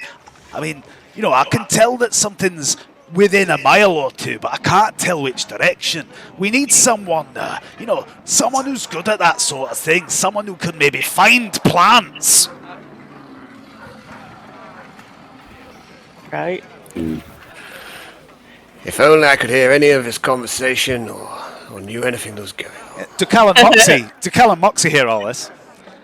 And Fergus turns to Moxie and says, Moxie, be a dear, would you? Tell the little green man that I'm not ignoring him. All right, yeah, I'll tell Woo. Okay, so Woo, you are now privy to that knowledge. Need someone who can find plants, everyone. I don't know, what if they've gone to the pool? Yeah, I could relay what they said to me. I'll relay that to people. Yep. Yeah. Finding plants, you say? That sounds like the remit of a druid. It does, doesn't it? It does sound just like... I think he's making a deposit at the bank. Yes. All right, before we go any further, Moxie, I would like to bring your attention to Fergus's character sheet. Fergus has an ability. First of all, you need to keep him out of sunlight. He doesn't. Right. He Like doesn't a like. vampire. He doesn't like sunlight. He's not a vampire, but he has a thing called sun sickness. And he basically gets disadvantage on pretty much everything while he's in direct sunlight. All right. So does Voldrun, for that matter. But Fergus's original ability said, his original ability said if he was in direct sunlight for an hour or more, he died, and I took that off. But anyway, he's got an ability called rapport spores, and he can use this 3 times a day. And as a bonus action, he can basically fart out a cloud of mushroom spores. And anyone it lands on can choose to try and avoid it or let it happen. And once someone is covered in these spores, you can communicate telepathically with anyone else that is a part of the mycelium network, as long as you're within 30 feet of each other. And it lasts for an hour. Good. Yeah, cool. Quite useful. So yeah, the important thing to remember is it is really cool. You can talk to each other telepathically, basically. You know, you could all gather round Fergus, and for an hour, you can all be... I mean, you can make a chain of people, but you have to be within 30 feet of whoever you want to talk to. But it could come in very handy, that, in a number of situations. I'll each other. I agree. Okay. Like mushroom, walkie-talkie spores. Yeah. Basically. Cool. Very cool. Also, Wu, you noticed, Wu, when you, and Darwin would as well if he was here, when you enter the shop, as soon as you got inside the shop, you can almost, it's like you're aware of the mushroom folk. It's like you know they're there, which is obvious because you're looking at them, but you just seem to always be aware when you're close to these mushroom people. You've noticed it before, and you also noticed it when Fergus appeared out of the fire straight away. You know, you're aware that he's there. You could tell where he is with your eyes shut. Oh. No, that's weird. I bet that's because I've eaten one, eh? Who knows? So it's basically you have like you have a very short range awareness of mushroom kin, but it's very short range. You know, it's a few feet. In other words, it'd be very hard for a myconid to sneak up on you. Okay. Just hard work. Okay, right. Anything else you want to do? Lady Roth's still here. She says, "So, are you, the seven of you are still all hanging around together, are you?" Yeah. Yeah, I'm just about to go fishing now. She says, "Well, Yes, we were about to split up. we were, I need to get out of the city. It's too weird in here. oddly enough, Stifling, isn't it? Oddly enough, Voldrin, I may have a little task for you. We spoke the other day about me maybe getting some work for you about, you know, some of the stranger things that happen in the city. Well, I'm working on something, and it might involve a little bit of travel. I'll speak to you in a day or two when I've got it all nailed down, so to speak. That sounds intriguing. Yeah, there's We're off on a little excursion, but you can get in touch, can't you? Yes, of course. I'll give you a brief rundown of it. A friend of mine has a theory about some of the strange things that's been happening here, but we need to go and find an old book, which we believe the last copy of it may be in Candlekeep, a place, you know, several weeks' travel really to the south. I'm thinking of arranging an expedition to go there, which probably won't particularly interest the seven of you. You know, it's little more than a library, but we could do with some protection. The roads can be dangerous. I thought maybe, you know, if you don't have anything else on, I could maybe hire you all to give us a bit of escort. But, sounds like a plan. Yeah. We've got we're planning an excursion to where's this place we're going? Thundertree. Thundertree. Oh, Three. Thundertree. We've got to run an errand today. If you could delay your expedition by a little oh yes. while, I mean, it won't be for a good few days. In fact, we might even delay it till after the wedding, depending on who comes with us and who wants to attend the wedding, of course. But we shall see. Depends how much shopping we do before we get there, love. I'm sorry. Well, who's wedding? it's worth being well prepared before one heads out into the dangerous wildlands around this city. Hey. Indeed. Okay. Sorry. Dave, can I just Well, I ask? think what we need to do is, I thought we were going to wait till Brownie comes back, because of some obvious... Yeah, if we're going to find these mushroom folk, I think we need some interaction between Fergus and Brownie at the minute. But obviously he's You've got a job to do. I mean, we can do this out of order anyway. We'll come back to that in a moment. Okay, Alison, what did you what did you I was say? just going to ask her if she knows what's happened to, if she knows where Master Shigul is. She says, no, I'll be honest, I'm a bit concerned about him. He the night after the temple, he walked Elia home. You know, she was a little woohoo, and that's the last anyone's seen of him. But I mean, he's no fool. He can look after himself. I'm sure he's perfectly safe. It's just, it's not like him to be out of contact. Yes. Well, she might know. She was the last person to see him. As far as I'm aware, yes. Maybe Jefferson knows something. Elia's manservant. Okay, thank you. Okie dokie. All right. So we'll come back to Darwin and Miss Roth and Fergus. All right. As Yes. if it's, you know.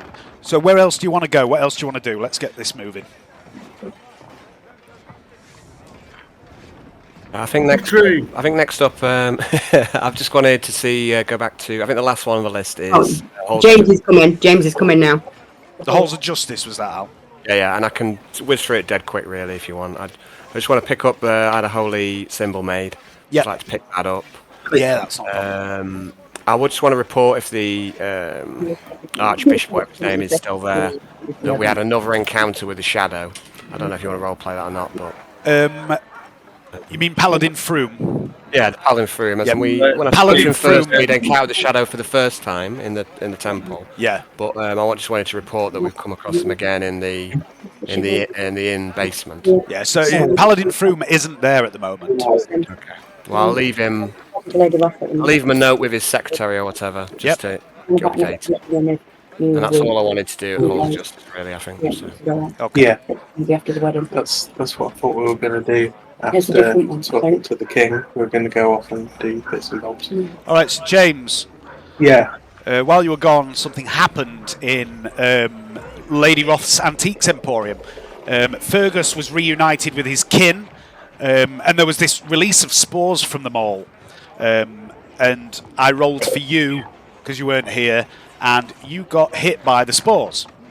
Cool. And you began to hear this very vulgar conversation where all the mushrooms constantly swearing at each other.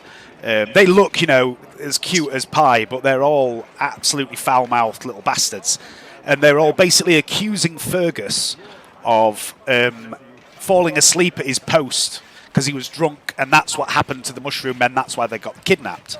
And Wu asked the mushrooms if they could find their kin, their missing kin. And Wu couldn't understand what was being said, but Moxie passed the message on. And you overheard what they said. And basically what they said was, Fergus said he can tell there's mushroom people in the city, a lot more than what's here in Miss Roth's. He can feel that there's about, 100 of them maybe, something like that. But he can't tell the direction that they're in. He just knows they're somewhere within a mile or so. And he said, what we need really is someone who could find plants. Hint, nudge, wink, wink. And I'm just going to go for a wait. Yeah.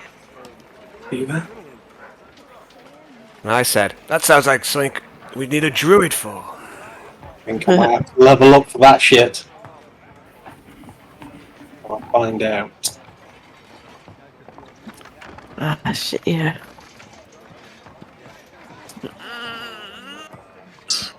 Maybe we all need to look up some spores and then telepathically call these mushrooms while walking around the city. Yeah, maybe. Because if we're in a 30-foot radius, they can talk to us, can't they? So we'd have to walk past every house and go, hello, mushrooms, hello, mushrooms, hello. Take a while, but... Take a long. It's not a bad idea. But, I want to go to Thundertree more than doing that. I'm going to smash something. Smash. Oh, Oh, Lord Neverwinter, say your stuff. Yeah, I want to smash some Okay. things to Technically, fungus is Silver neither arrows. animal nor plant. So I agree with you there. Do you want to get technical, Richard. James, or do you want me to tell you that on the Myconid character sheet it says plant small?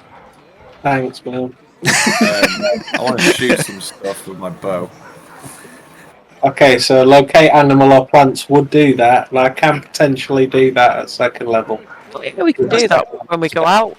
What it also says on that spell, though, if you look at it carefully, it says it detects the nearest. That's no use then, is it? So, Closest creature or plant of that kind within 5 miles, if anything are present. So, for example, if you were to cast it now, you detect Fergus and his mates. so we need to put them a lot on a boat, fuck them off to another place, and then cast it again. Well, Fergus can be dismissed. Fergus is a familiar, so he can be dismissed as an action and brought straight back. But the others, I mean, you need to either fuck them off, or you need to either think carefully about how you use the spell. So we go to the city lines and then try using it and see where the nearest one We're is. going on an expedition in a few days. Go to the opposite end of the city. Something in between us and these clan people, or in between the city boundary and Fergus and his mates. What's she at 64, Miss Roth? 65. 65? Mm-hmm. Oh yeah, we'll go walk to the other end of the city and use it. And like we must be closer than that point. Just go to the opposite corner. Up corner, and then it probably find the one you're looking for, because something has to be closer than. Go to the furthest point away from that corner, and then you'll find the others, won't you? Yeah. Yeah. I believe, is Find Plants a ritual spell as well, James? Is it a what? A ritual spell. It is. Yeah. I quite like jumping in my hand and spelling it. You like to smell your own farts? I do. That's a lot of smugness. So basically, a ritual spell means you can cast it as a ritual. So it takes longer. It takes 10 minutes longer to cast, but it doesn't consume a spell slot. Oh, cool. Yeah. Okay. These mushroom might be in danger. Shall we go and do this straight away? Yeah, good plan. We can try. I suppose like 10 minutes at a time isn't so bad, really. If we try going to the city boundary, we could try doing it from each kind of like point on the compass. I think what Wu said, if we go as far away from the antique shop, say if we go up here where I've circled on the map, Okay, yeah. or maybe where these gates are, you know, do it there or there. Yeah. And cast it there and then see if it works. Yeah, go for it. I was just thinking we should probably go to like a city boundary, and then hopefully we'll get something in between us and the mushroom people.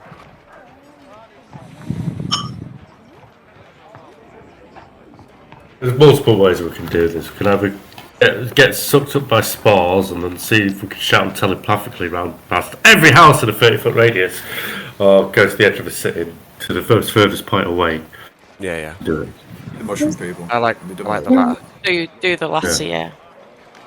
Okay, so what you're doing, guys? So it's probably early afternoon now. You still got a good 3 hours or so before you got to meet the Lord. What are you doing then? Are you off to go cast this? Yeah, we'd like to go up to this northern gate, I think, which is miles away from Yeah. Lady Roth's, and cast it up here to try and find a mushroom somewhere in the city. Okay. Are you dismissing Fergus? Yeah, we'll have Yeah, to. sure. Yeah. Okay. Or You tell can him call to him stay straight back. When he's alive, you can dismiss him Yeah. and call him back as an action.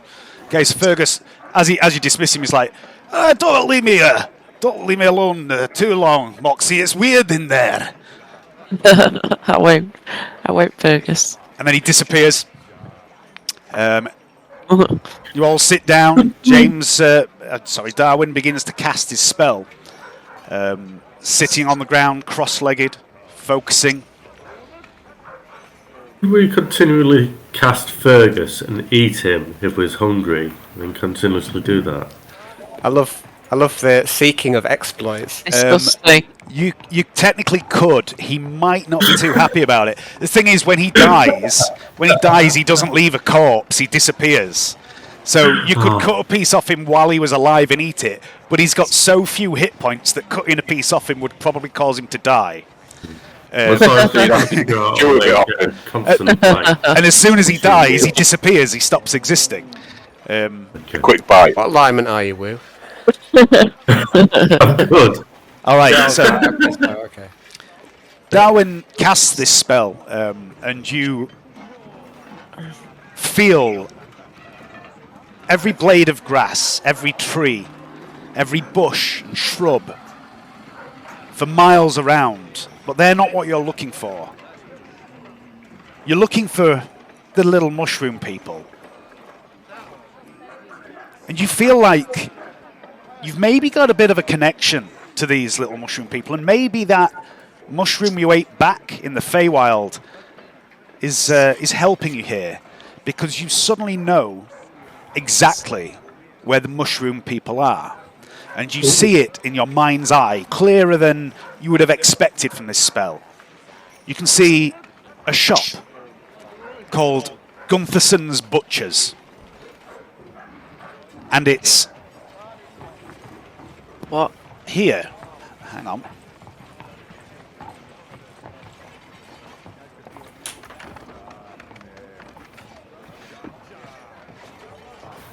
Yeah. Ah, okay. Yeah. Black square. This don't sound good. Black square. All right, guys, what are you up to? Gunthersson's Butchers. Oh no! What? They're not Good. butchering the mushrooms, I hope. Better not be. Most likely. This time. I say we go in there mob-handed. Yes. Rescue Yes. operation. Yes. I can punch him. You can what? Punch him. Punch the mushrooms? No, the butcher. Ah, good. Alright, yes. Let's do that. Yeah. Knock him around a bit. Tell him where to go. Ask him some questions. You don't want to kill him. That's bad. Killing people's No. bad. You're not a bad person, Woo. I can tell that about you. You've got a good soul, a good heart, a decent man. Goblin, hoblin.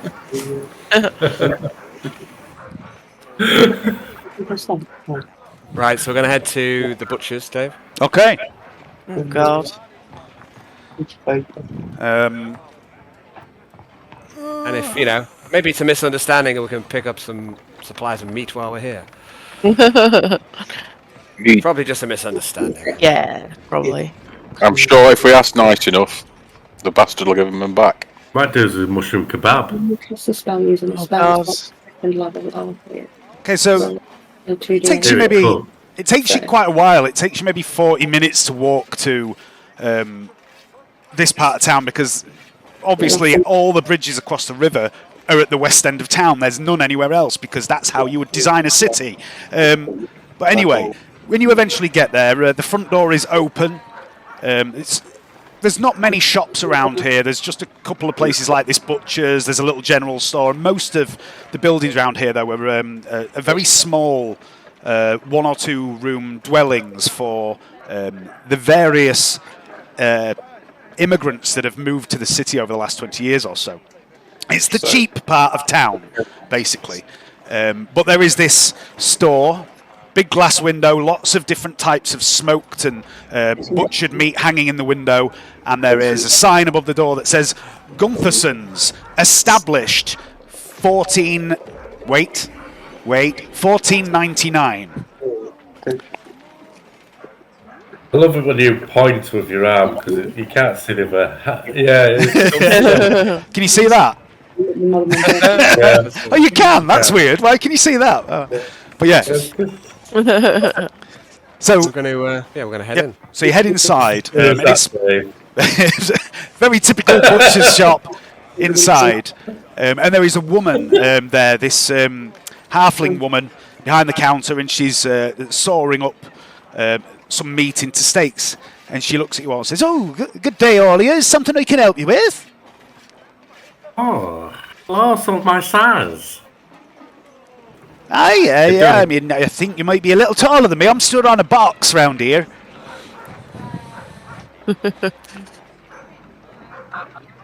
You have lovely feet. We haven't time for flirting, dude. We're here on a rescue operation. You have lovely Sorry, feet. sorry. That's an incredible halfling flirt. Give me a charisma check, Woo. Any pluses for the lovely feet coming? Nope. You've got some nice hairy toes there. Any toes? I would say. So good. Such a good one. Well, my -2 as well. It's all She right. says, "Yeah, my husband says they're lovely too. Now, is there something I can help you with today? We got a special offer there on bacon. I would say something challenging. Yeah. You sell mushrooms? Mushrooms? No, this is a butcher's shop, sir. We sell meat, dried meat, cured meat, fresh meat, but no mushrooms." We've lost some of our friends, and we have reason to believe that you have them here in the shop. I'm Our confused. mushroom I thought we were talking. Oh, mushroom friends. Little mushroom friends. Right. yes. Have you been? You what? Sorry. Said we mushrooms. Wee mushrooms. Have you been? You've been taking some mushrooms, have you, sir? You sound a little I mean- confused. Not recently, no. I have. Some of your friend, Moxie. Joe and Moxie. You know what we mean. I'm looking for my mushroom friends. Are you popping Fergus out again? Yeah, I can do. Yeah. So as Fergus pops back into existence on the counter of the butcher's shop, this halfling woman sort of takes a step back and says, "Oh, bloody hell, what the hell? Well, ain't he a cute little darling? I ain't ever seen anyone like him before." And she pats him on the head, and you all see him there going, and Moxie, you tell this fucking... No, wait. "Oh, Moxie, tell this fucking bitch to get her fucking filthy, meaty hands off me." I won't, I'll just go, "Isn't he lovely? Isn't he cute? I just want to, like, tickle him under his chin." She starts to tickle him under his chin, and he's there smiling away, and you can hear his voice going, "Oh, fucking hell, Moxie, you bitch, you know I fucking hate that." I just chuckle away and go, "We're very cute." "Ah, fuck yourself, Moxie." Anyway. So she says, "Oh, no, I think I'd remember seeing a little mushroom man like this. I've never seen anything so cute in my life. Where'd you get them? Can you buy them? Are they like good pets? Do they look after themselves? Do you need to walk them frequently?" Oh no, he's not a pet. Darwin, my good man. My wee friend. He's just as sentient as you and me. He's a what? He's sentient. He's intelligent. He's senti what? I'm gonna Moxie, if she doesn't stop tickling me, tell her I'm gonna fucking stab her. You might want to stop tickling him. He's ticklish. Oh, I'm sorry, little fellow. And she stops tickling and pats him on the head. And you can just hear him going, "You fucking dirty fucking bit." And you see him reaching for his knife. Easy there. Easy there. There's no need for Mr. Cutty Knife. No, Mr. Cutty Knife needs to have some blood spilt upon him, Moxie. Are the spores still working, Dave? From the No, they wore off. No. They'd still be going. It's been less than an hour, yeah. So I'm gonna ask Fergus. Can you telepathically? Can you sense any of your fellows anywhere near to us? The spell located them here. I can sense my fucking building rage, Darwin. I'll tell you that. And then he goes, "Oh wait, oh yeah, I remember what we're here for now." And he starts walking around on the counter sniffing stuff, and he goes, "I do smell him." And he starts sniffing the woman. The woman looks a little disturbed. She says, it's not on her. And he turns and he looks at a door at the back of the shop and says, they're through there. Dave, can I tell her that I think I like her shop, and I think she's very nice and she's a lovely lady, and I'm now using my fey presence. Ooh. Charm her. Ooh. Okay.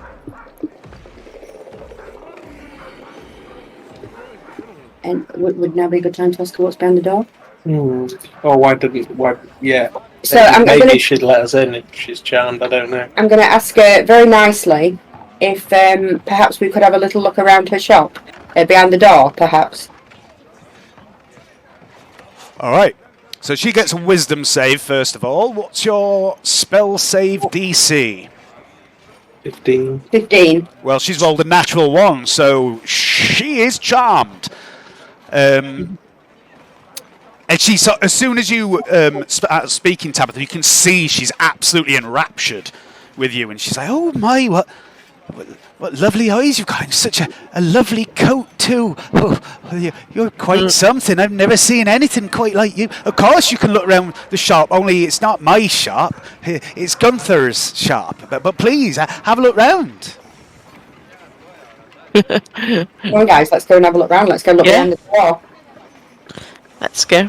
Yeah, I agree. Well, so you go into this door, Why don't are you you? give us a tour? Oh, and I appear and I say thank you when I rub myself around the ankles. Was that Uthi? You've asked her to give you a tour. She's like, well, here's the bacon, and here's the chicken, and here's the pork, and over there's the beef, and over there we got a bit of salmon. I think we got that delivered by mistake. We don't normally have fish. And she literally gives you a tour of all the meat. Fantastic. And then she gets to the door and she says, and down there's the workroom, you know, where Gunther does most of his butchering. But I'm not allowed down there. I just work the shop, see? I try to pick the lock while she's distracted if it's locked. So the door. You don't know if it's locked or not? I'm gonna say to Tabitha, can you keep distracted while I try to check the door? Why are you keeping me distracted? What are you up to? And Tabitha says nothing. We're just admiring your butchery handiwork. Ain't that little fella there? He just said he told you to distract me. What's going on? He's crazy. Just ignore him. Honestly, he's crazy. He doesn't know what he's saying. She looks Were we up all and there down. when the mushroom people used their spores? You what? Sorry. Were we all there when the mushroom people used their spores? Not everyone got hit by the spores.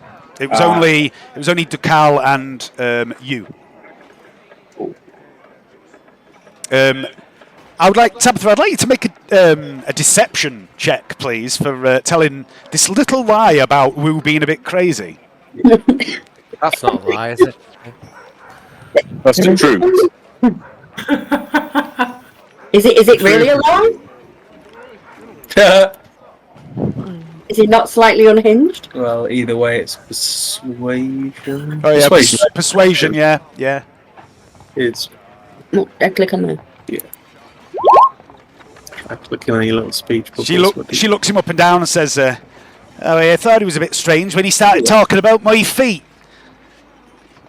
And she goes back behind a counter and she's keeping an eye on you though, Wu. She seems a bit suspicious of you right now. I don't think I've got anything to get into.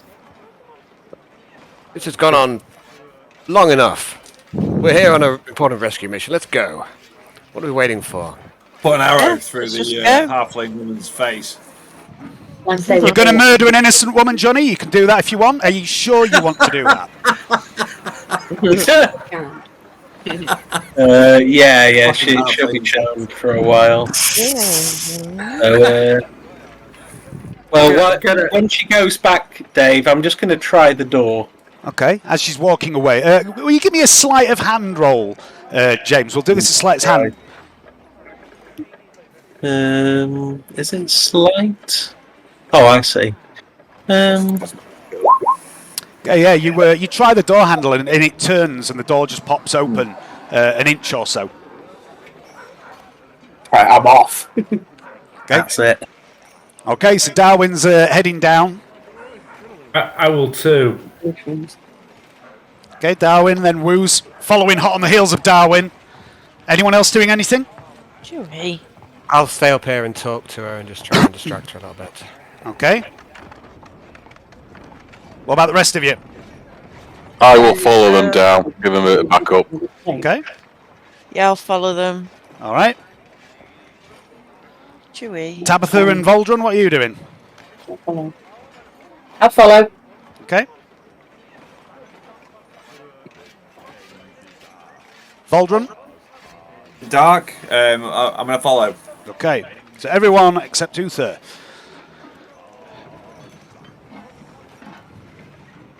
Just one moment, please. A moment, please, Dave. Going on. Yeah. There's all this. Yeah, this is right up your alley. What's happening? All of this. Hopefully you could smooth it over. It goes deep. Okay, right. So the six of you head down the stairs as Uther stays behind, and the woman immediately hears you clattering down these wooden stairs behind the door. And she says, "Hey, what you doing? Don't let people going down into his butchery." And as you head down the stairs, it's quite a long set of stairs. It's unusually long, and it seems to go quite deep underground, maybe 15, 20 feet. And you hear this... sorry? Screams can't be heard of all the victims. You can't hear anything at the moment, no. I'm going to tell you what you're about to hear, Johnny. You hear someone singing. You hear a man singing, and he sings, "Oh, me father were a baker, and his father was before. Me brother, he made candlesticks, but doesn't he anymore? Me sister, she had all the luck until the dead consumed her. But me, I'm just a butcher, and well, you're an intruder. What the fuck are you doing in my basement?" And as you emerge into the basement, you see this dwarf. Stout little fellow with dark hair tied back in a bun, beard. He's got a hunk of meat in one hand and a cleaver in the other. And he's surrounded by 3 tables. And this chamber that he's in, there's a number of doors off to each side.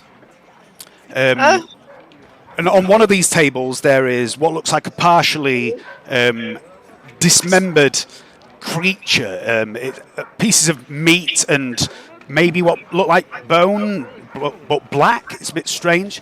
There's another table behind him, and on this table there are lots and lots of pots of... it looks like a bit like an alchemy setup to you, Darwin. There's a mortar and pestle, a few alembics, things like that. And then there's a third table which is covered in these large jugs, earthenware jugs. And behind that table, there is what looks like a still for making alcohol. I'd like everyone to make a perception check first. Except you, Uther. What are you doing, Uther? Dave, the whole purpose of me up there is to try and distract him from seeing them going downstairs. As soon as I realise that's no use whatsoever, I'm going to follow them. Okay. You know, the whole purpose of me being up there was to try and distract them while they went down the staircase. Okay? But she noticed 6 people running down the stairs, you see. So as you realise that that's pointless, you turn and you head down after them, and she's running after you going, no, you shouldn't be going down there. Master Gunterson will be angry. We're here on a very important rescue mission. All of these are spells now. I've got 2 spells to use. Chewie, what are you doing? What's happening to me? What is she doing? She won't go. Yeah, you urinate. We've also a charm as well, but you don't have any charms. Although You get sphinctered. that's Sphincter. All right, so Tabitha. Like I'm your familiar, sister. not that mushroom. Tabitha, Ducal, and Darwin. You notice these lumps of meat And the black bone, it's not bone at all. It looks like shell, like insect shell. Like this is the meat that's been cut out of some giant insect. And Ducal, you immediately realise what this guy is cutting up. It's a fire beetle, like those that you found all the way back at the beginning of the game. Bastard! Being crazy. And he turns, and you can see this mad glare in this butcher's eyes, and he's armed with his cleaver, and he looks like he's spoiling for a fight. And he says, "I asked you a fucking question. What are you doing in my basement?" I'm going to step forward, Dave, in front of my little friends, and say, "Oh, we've come to take our friends home. They appear to have got lost in your shop. Little mushroom people. You bastard." Right. He says, "Mushrooms, eh?" And he clicks his fingers. And I would like everyone to roll initiative, please. Yay! That's time. Oh, I've not sent it to you, Dave. It's 15.14. Didn't click on myself. Yeah, I don't know if you can at the moment. Anyway, hang on. I'll go roll You that. rolled more than a So it just says initiative there. no valid token was selected. What am I? Oh, okay. You wanted Yeah, to I haven't put you on the map yet. That's why. Okay. Wait. But you're faster than that. After you got that dexterity. All right.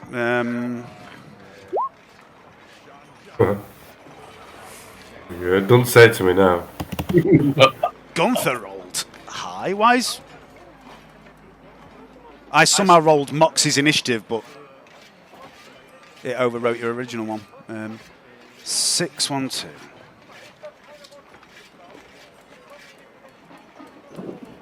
Okay, and also, you can place yourself.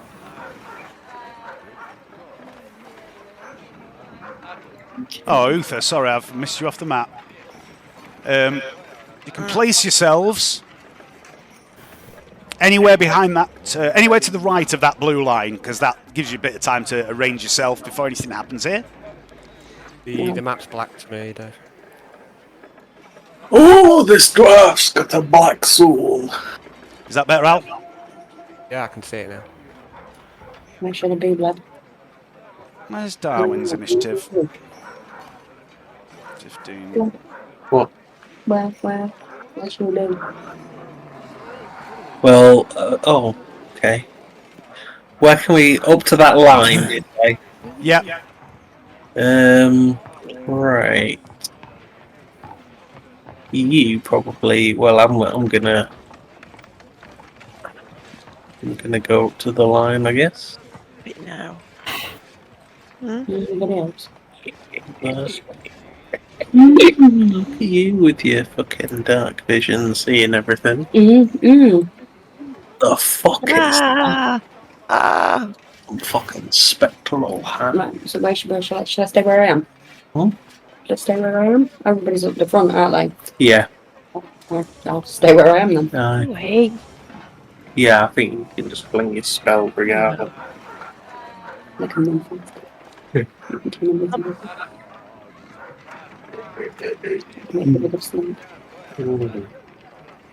Yeah, you can try it.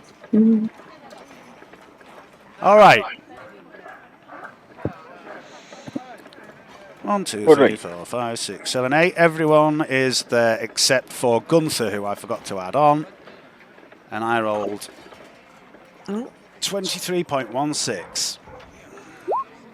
Oops. Sorry for spam. It's all right. Okay. Gunther gets to go first. So the triggering action for this fight was him clicking his fingers, which was him casting a spell. A very particular spell. Hang on, Dave. Alison also rolled the same, actually, not 21-16, 23-16. What's your dexterity? 16. Oh, yeah. We'll have a roll-off between Alison and Gunther. Roll a d20. I could just do it, didn't he? Fine. Okay, so he goes just before Tabitha. Okay. So just before the beginning of combat, he clicks his fingers, and this spectral hand you see appears out of nowhere. He's cast Mage Hand.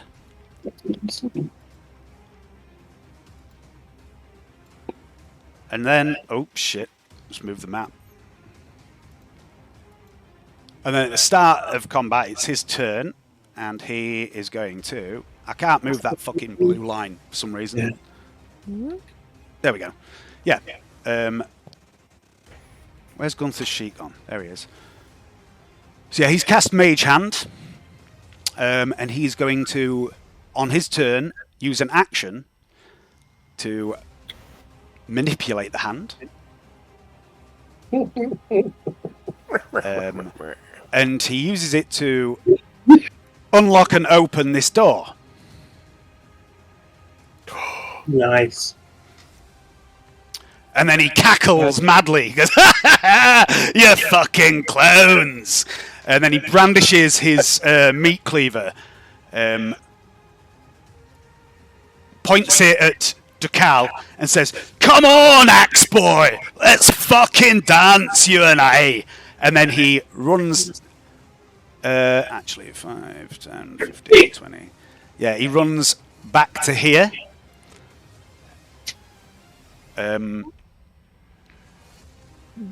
This is Let's Dance and then runs off. I can't see him anyway on the map, so Yeah, could be fucking anywhere. He's right at the bottom now. He's, see, Oh, there he is. Yeah. it's quite a dark room. Okay. So he backs into the room while yelling at you, Ducal, to come and dance. Tabitha, it's you. Dave, would you add me onto the initiative, please, at 18? Absolutely not. Oh, well, bugger you. Yeah, I've got 2 moxies for some reason. That's Well, weird. yeah. So what does that just put it down? More than enough moxie. Nice parrot you got, Leon.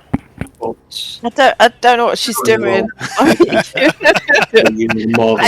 was trying to like get her to get off, and she's shuffling.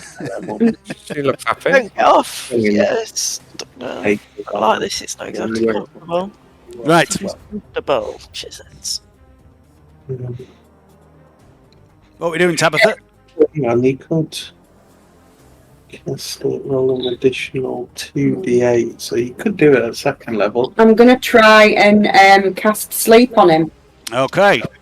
If you want to try and do it, you'll get 7d8 instead of Me. 5. More hit points. Like, we don't know how strong he is. Basically, if you... So I get a choice. Yeah, you can... Yeah, with a lot of spells, you can do them, cast them at a higher level. To try and get a better result. But it's up to what do you have? Yeah, you've got 4 slots, so yeah, there's no reason not to, I think, as a warlock. You just get, Yeah, you cast just have it- slots, don't you? So. Yeah, just cast it as a second slot. Yeah. I'll try that then at a high level. Okay. Second level sleep. So Okay. do you want? Do we roll, or do you want to roll 7d8? You roll it. Okay. I am not taking responsibility for your dice rolls, because if I put him to sleep, I'll be really angry at myself. So 23 hit points, Okay. basically. Hopefully, he's got less than 23 hit points. Or He, 20. You see him just sort of stumble for a bit and goes, "Oh, you're a tricksy one, ain't you?" And he points at you, Tabitha, with a stake that he's got in his hand. And I don't mean a wooden stake. A meat steak. Anything else, Tabitha? lick your lips and ask if it's a ribeye. Get ready to pounce for the steak when he falls. Yeah, I don't think it was good enough roll, basically. Was it not? No. You got anything else, Tabitha? Anything else you're doing? Got any? I don't think so. I don't think there's any bonuses. All right. Then Darwin.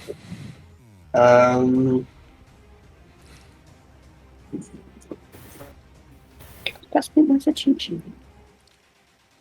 I'll engage mushroom mode, Dave. Okay. Is that an action or a bonus action? It's an action. Okay. It's a shapeshift.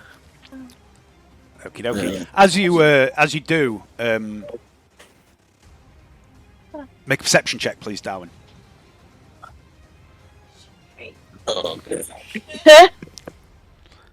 What is she doing? Come on, Chewie, now. Chewie, you're taking piss! Chewie, you fat cunt! What you doing? Yeah, Put my shoulder out. Oh.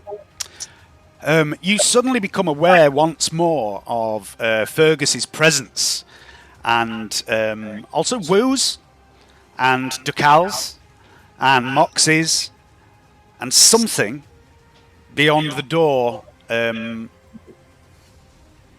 Beyond the door you're stood next to, and the two doors you've run past, and you think maybe behind the door that Gunther's standing there as well. Right, so I've moved there.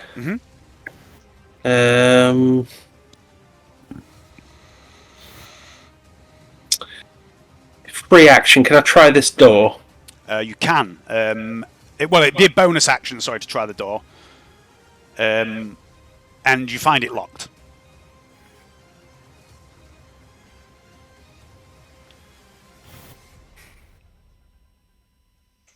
Shit. Okay.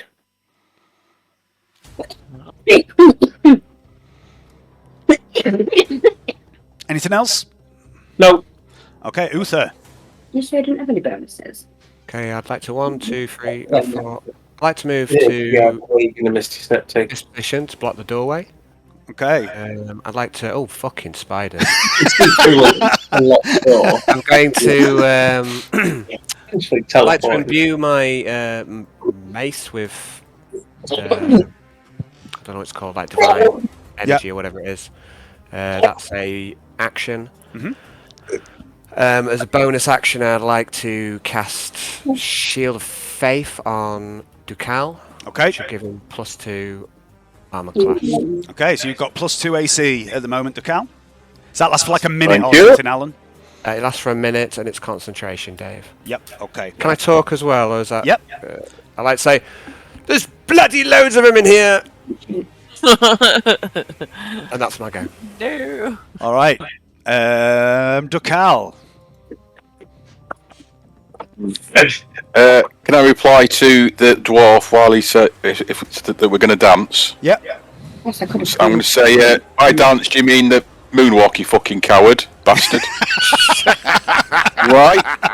Then I've been challenged, so 1, 2, 3, 4, 5, 6.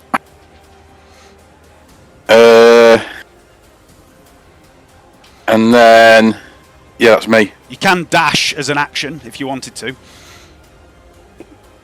Which basically is another move.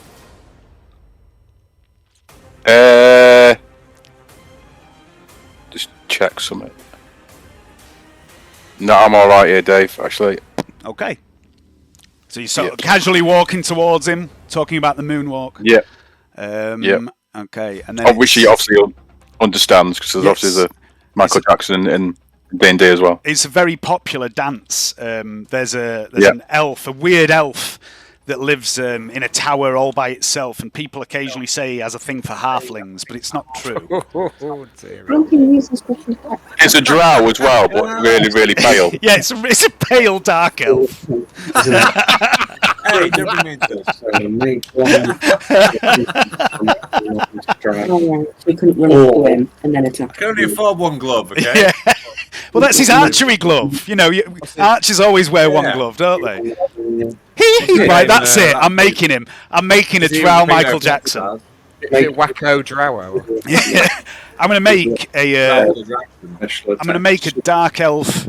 So you see, like the Blade singer, blade dancer rather, and call it Michael Jackson.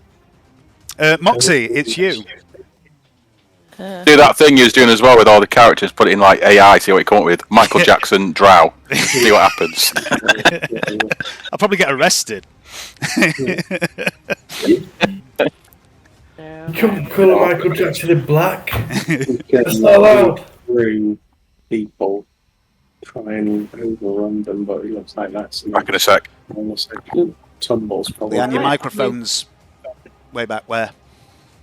Alright, I've just moved down. Yep. Chewie. Chewbacca. Are you doing anything else? No, I'll wait for the time being. Okay. Fergus moves on your turn, by the way, Ian. Assuming you've got an action. Alright. So you can move Fergus as well, if you want to. Assuming that Fergus, Where he is. Fergus can't fight, but Fergus can provide help. Yeah. He can use the help action, and he can basically like act as a distraction in melee. He can go and basically give other people advantage like another player. Yeah. But if he gets hit, he will probably poof out of there. Distract. Okay. Yeah. Voltron. While I was there. yeah, but you probably don't. I can't hear Johnny. I've not been paying attention. What's going on? Fight! I'm teleporting.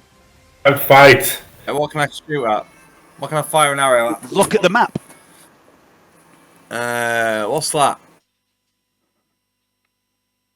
We just open or close the door. Dave, can I just clarify that open or close a door or turn a key in a lock counts as an interaction Yep. rather than a bonus? I allow it to be used as an action or a bonus action to open and close doors. You can use either. Oh, this guy. Yeah. What, and a bonus action or a bonus or an interaction? No, it's in my game. It's an action or a bonus action to open or close a door. Roger that. Alright, so you couldn't do that as well as other things. Right? That whole free interaction thing has caused a fucking nightmare in other games. So I just went, no, that doesn't happen. Cool. So we just can't do it. What are you up to, Voldron? I suppose, but like communicate This freely guy is a, counts as an interaction. I presume it's still there. It's just that certain Yep. things. Make an don't. attack then, Johnny. Well, a stow a weapon is probably an interaction as well. But say if you wanted to open it out, anybody could do that with a bonus action. Yes. Right, alright, Yeah, which so- is what I've used my bonus action for. But I also, that's also to kind of pull out my magic staffs and my bonus action. Johnny? I'm just Yeah. saying to the Yeah, bonus to be Johnny. fair, please. to be fair, you could move and check all the James. doors. James. Yes. Can you mute yourself a sec? 'Cause I don't know if Sorry, your mate. speaking is interfering with Johnny or something. Yeah, we can't hear you. Just try speaking, Johnny. Can't hear you, Johnny. I hear me. Ah, heard you then. Right. Can I shoot this guy here? Yeah. Make an attack roll.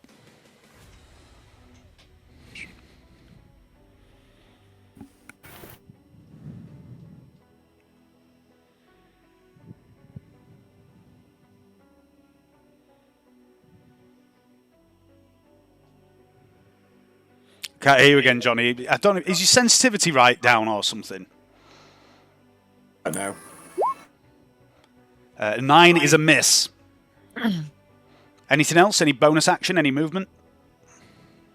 I'll do some. I'll just leave it there. Okay. Woo. Alright. I'm gonna charge a hand and hit it with my silvered staff. Okay. I got to maybe try to shout the goblins that if you don't attack us, you'll live. Goblin. Alright, so attacking the silvered hand with my silvered quartz staff. What is it? 2 hands I'm going to go for. Okay. Yep. Okay, you swing your staff two-handed at this mage hand, and it just passes straight through. Even with the silvered staff? It passes straight through. Okay. It's almost like it's not really there. Alright. Anything else?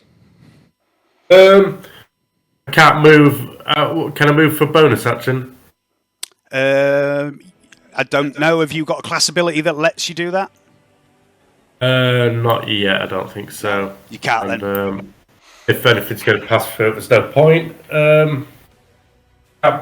Bonus action bonus action, I'm going to ask goblins if you kill this other guy, we'll set you free. It's a free action to speak. You don't use bonus Well, action. that's what I'm going to shout. I'll be Okay. like, Goblin, I'll be like, hey, Goblin Brethren, if you kill this bastard what's been keeping you prisoner, we can set you free. Okay. I need to fight. Make a persuasion check, please. This is my time to shine. Yeah. Okay. The goblins all sort of start looking at each other and then back at you. And then it's Gunther's turn. And at the end of that turn, I'm just going to add these little fellas in.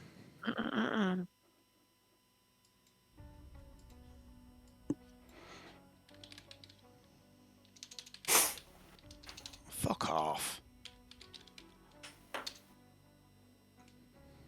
Well, fellas, they look quite big compared to me and Hoofer. It's not the size of your goblin, it's the force of your attack. Ah, that's it. They are quite big goblins. They're not as big as what they look on the map, but they're quite sort of lean and muscular. They look like they've been in training, been down the gym a bit, Working out. The Goblin Gym. That's a good NPC name. Goblin Gym. Yeah, isn't he in your game actually, Hayden? I know, it'd probably be a guy who would give blowjobs or something. Jesus Christ. The darkest heresy. Right, so that's it's Gunther's turn. It's Gunther's turn, and Gunther is going to move the hand 10, 15, 20, 25, 30 to here. That was his action. He suddenly changes in front of your eyes, Dukal, and he turns into you for a moment, and he echoes what you said about the moonwalk, but he says it in his accent. He's like, "Hey, moonwalk, back away! I'll fucking show you who's chicken, you cunt! Come on!" Tabitha. Well, it's still holding his steak. Yeah, he's still got a steak. He hasn't got axes like Dukal. He looks like Dukal, but he's got a meat cleaver and a steak. Best looking butcher you've ever seen. Bastard. No, I think they're all up here, so just this guy. No, follow your head. Bastard.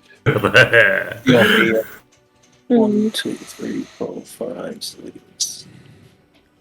1, 2, 3, 4, 11, 10, 11, 12, 13. It's 13 squares away from me. Who's next?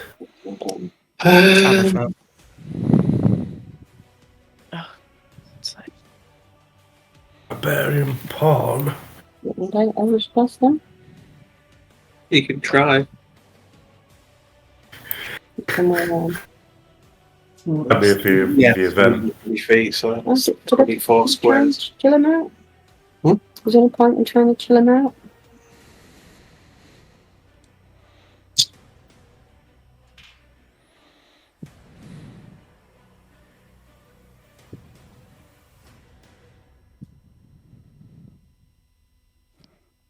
Sorry, bear with me. All right.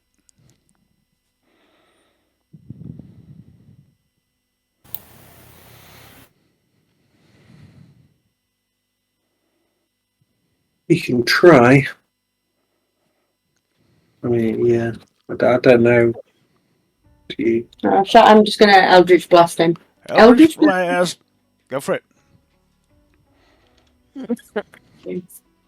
So you will click on.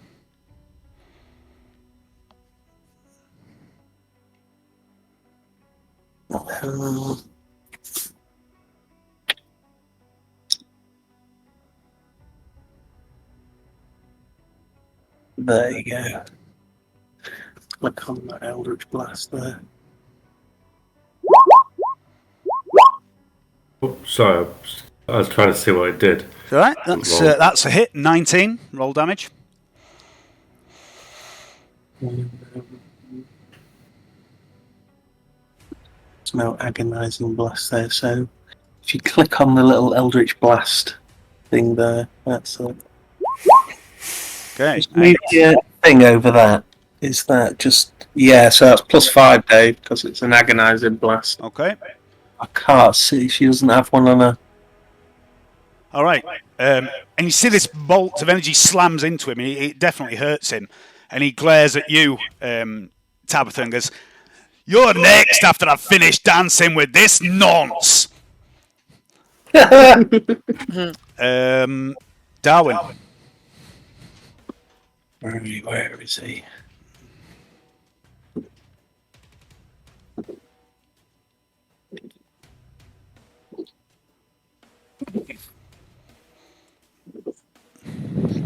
One, 2, 3, 4. Summon my staff with my bonus action and twat it. Go for it.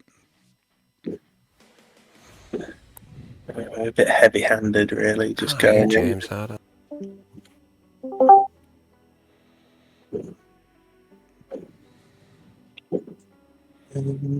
Why is my Discord cursed? Mine just showed 2 of you drop at once. It was a bit weird. I just rejoined because I couldn't hear James. Now I can hear him fine. I just need to rejoin. Yeah, that's a hit. Oh no. Dave.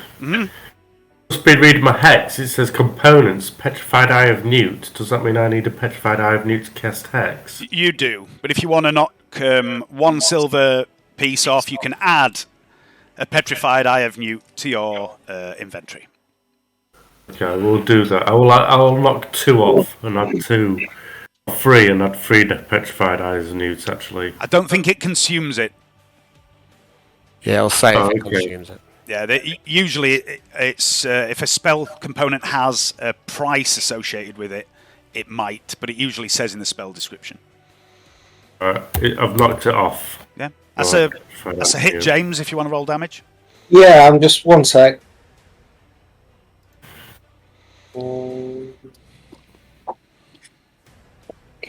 Is this the Schiller man? Oh, I've done the wrong one. 1 sec, I'm just gonna roll that. Oh, fuck. Discord's going fucking crazy. I rejoined on purpose, but I can't see Johnny. Johnny's- I can't see you, Johnny. Johnny, Oh no. when you dropped out Sorry. the first time, Johnny dropped out as well. He's back now. But very laggy. +3 plus 1d6, 1d6, is that? I hear him either now. Can't hear Johnny now. It's because his microphone's too far away. It's a bit weird, isn't it, that microphone? Put it next to his mouth. Oh, it's going green then. It's activating. Hello? Hello. Hello. Right. Fucking Discord shit.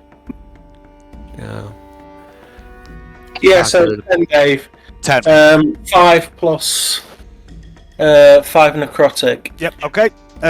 Uther. Okay, I'm gonna I'm going to say to Woo, I need your help, Woo. I'm going to move Hold forward. the door, Woo! Hold the door, Roofer! I've got to move in. Yeah. So I'm going to move in. I'm going to whack this Close guy. it! Hold the door! All you can hear through the door is Uther slowly dying at the hands of all these goblins. Woo's like frantically holding the door shut. Let him in. Let him in. I'm going to say, hold on. I'm going to whack one of these goblins. Yep. They all look the same to me. Oof. I'll use The goblin racism's a real thing, man. Okay, so great one was one more. I'm just trying to remember how I do this. Sorry, Dave. It's alright. That one. That is a hit. Okay, it's great weapon master. So okay, so that's 18. 18 points of damage on a goblin. Yeah, you cave in this first goblin's skull with their satisfying crunch. But you never give him a chance You to good? stay. No, well, we can be free. You don't have to fight, yeah? So I did give him a chance, did I? I'd like to use my bonus action to hit a second goblin. Okay. Can you do that? Is that a class thing? Yeah. No, it's great weapon master. Oh, right. Okay, yeah. That one. Ooh. Yep. Make another attack then. Oh, 12. Is that That's what you rolled? D4 damage. You miss, unfortunately, with the 12. That's my go, Dave. Okay, Dakal. Right, time to die. Right, 1, 2, there you go. I can make it in. You got critical.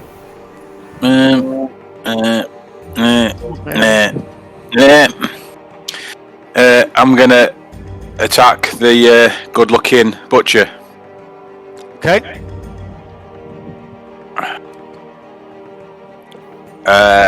Swen it, just let me check. Just reading something.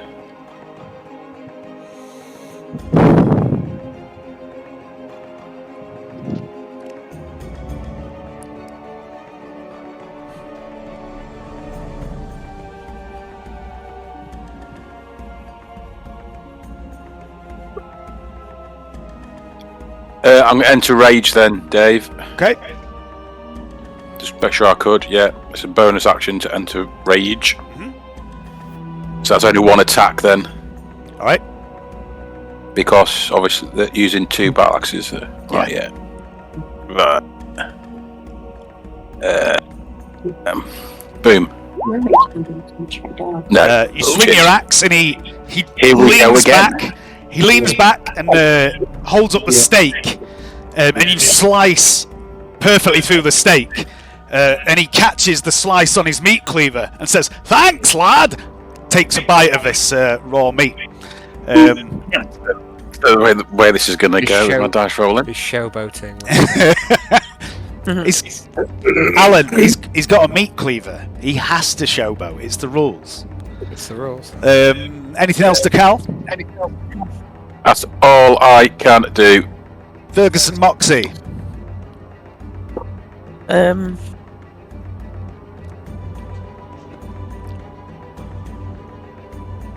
Who we shooting? This lady.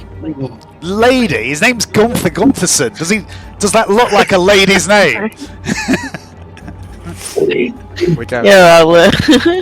Shouldn't assume. In fact, he's got a history.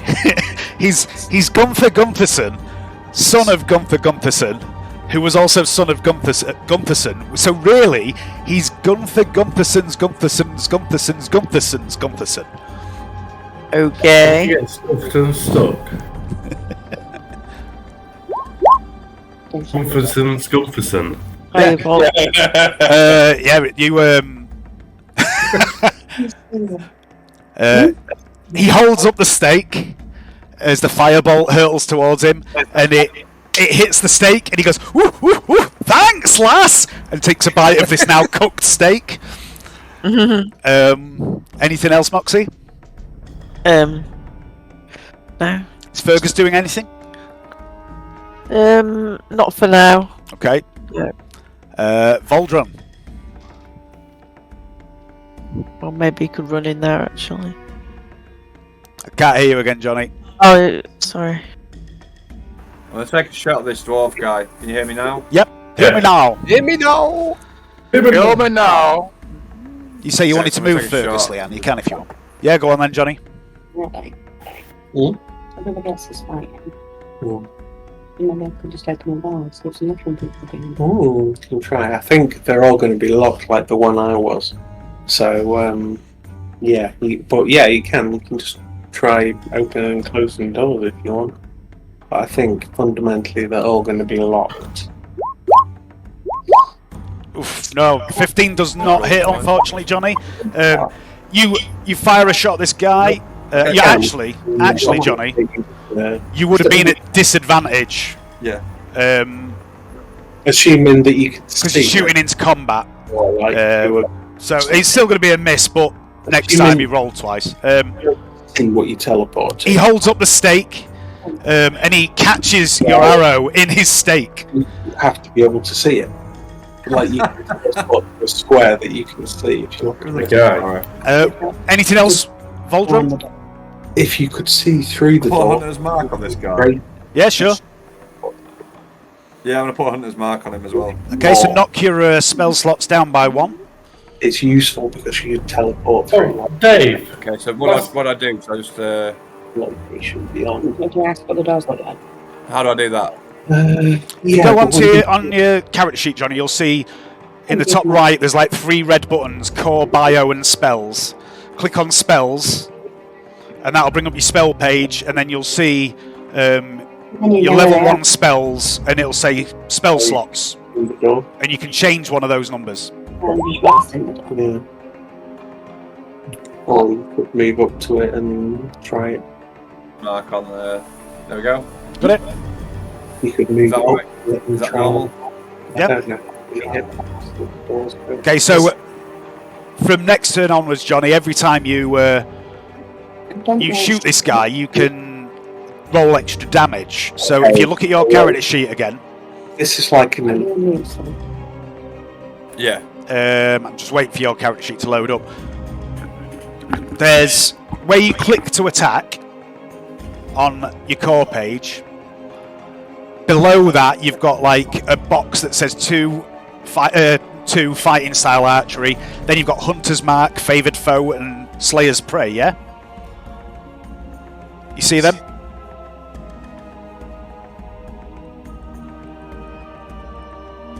Where you click to attack in the middle of your character sheet. You got it, Johnny? Yeah. Nice one. Alright, Woo. right. Last turn, when he said, "Could I do anything on my bonus action?" I forgot. Could I do Hex on my bonus action? Yeah, if you add a Hex, if you have that as a bonus action, then yeah. Yeah. So could I do that last turn and then? Yeah, sure, yeah. The one Hex Goblin opposite me. Okay. And then now this turn, I'm going to run up and smash him in his teeth Okay. with an open palm strike. Is my new unarmored attack. So, unarmored.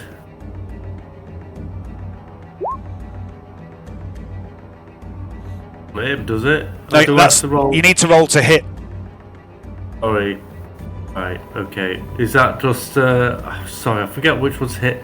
Roll to hit. Is it the dexterity? What do I roll? You click on your unarmored attack in the attacks and spellcasting box in the middle of your character sheet.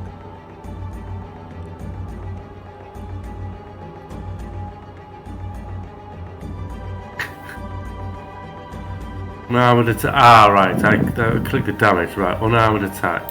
That one. Yep, that's a hit. So you do 5 bludgeoning damage. And then sorry, I forgot to put hex on, so I click hex.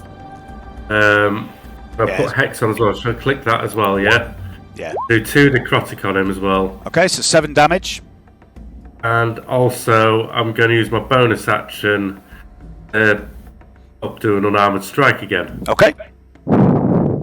So, monk unarmored. And then Hex again? Do I... That's a miss, unfortunately. On a Oh, 10. okay. Yep. No worries. Anything else?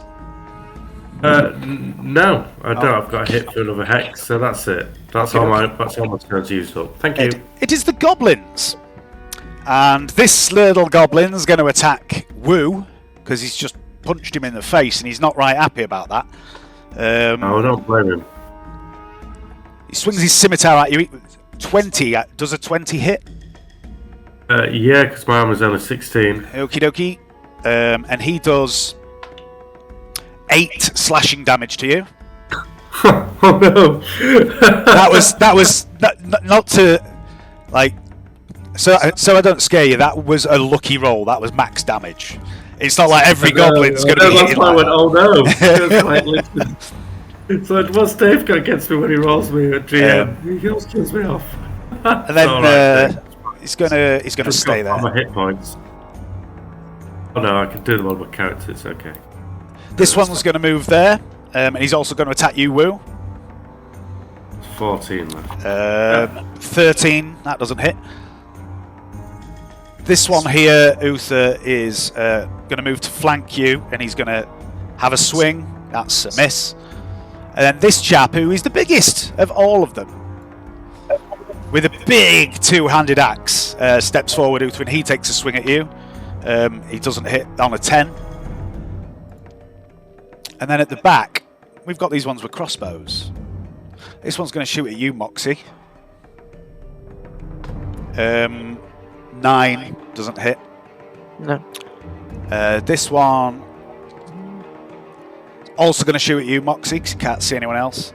And they all start to yell and scream at this point as well. And Wu, you understand what they're saying. You can hear them going, "This is our chance! Freedom! Kill these dickheads and let's get the fuck out of here!" And then back here, there's another one. And he's gonna actually take a shot at Gunther, because he can see Gunther.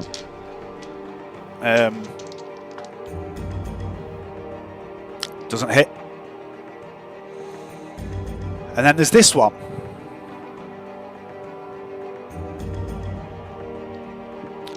This one has got a little staff, he's got a little skull helmet. This guy at the back here. And he starts stamping his staff up and down on the ground and chanting in Goblin. And Wu, you understand he is saying a prayer to something called Maglubiat. And I'd like you to make a religion check, please, Wu, with advantage. Glubiat. Glooby twat. And as he does this, you see this soft bluish glow fall on himself and the 4 guys that are in melee with you. Maglubiat is an evil goblin god, obsessed with warfare, violence, thieving, and shitting in corners. And in cups? No, just in corners. Okay. The cups thing is a different god. Sorry, that's Maglubi Shat. That's him done. Then it's Gunther. Gunther's going to...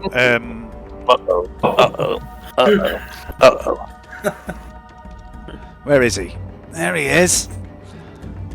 Gunther's going to swing at Drakal with his cleaver.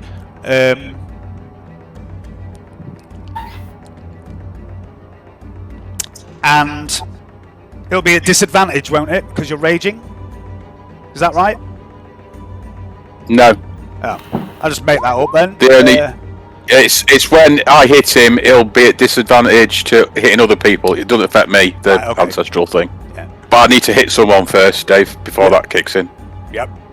11. Don't think that hits, does it? No.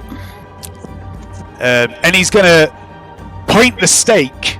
No, he's not. He's gonna, with his offhand, with his stake, he's gonna spin round, face Darwin, and slap Darwin repeatedly round the face with this stake while going. And Darwin, I would like you please to make a wisdom saving throw. Hang on, who's this? Is this... This is Gunther. Right, first of all, Gunther's going to take 2d4 necrotic damage for starting inside my shroom aura. Is there a save against that? There is, yes. It's Constitution, I think. Not me. 17 for the Constitution save. That sounds good enough. Does he take half that damage or no damage? I think he might just not take damage. Is that me? No, mate. No, Gunther's getting hit by the spore cloud.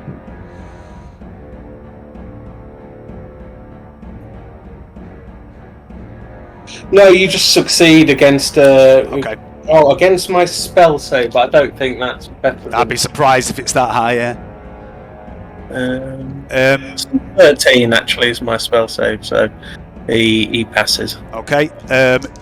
So as you get hit by the stake, did you make a wisdom saving throw?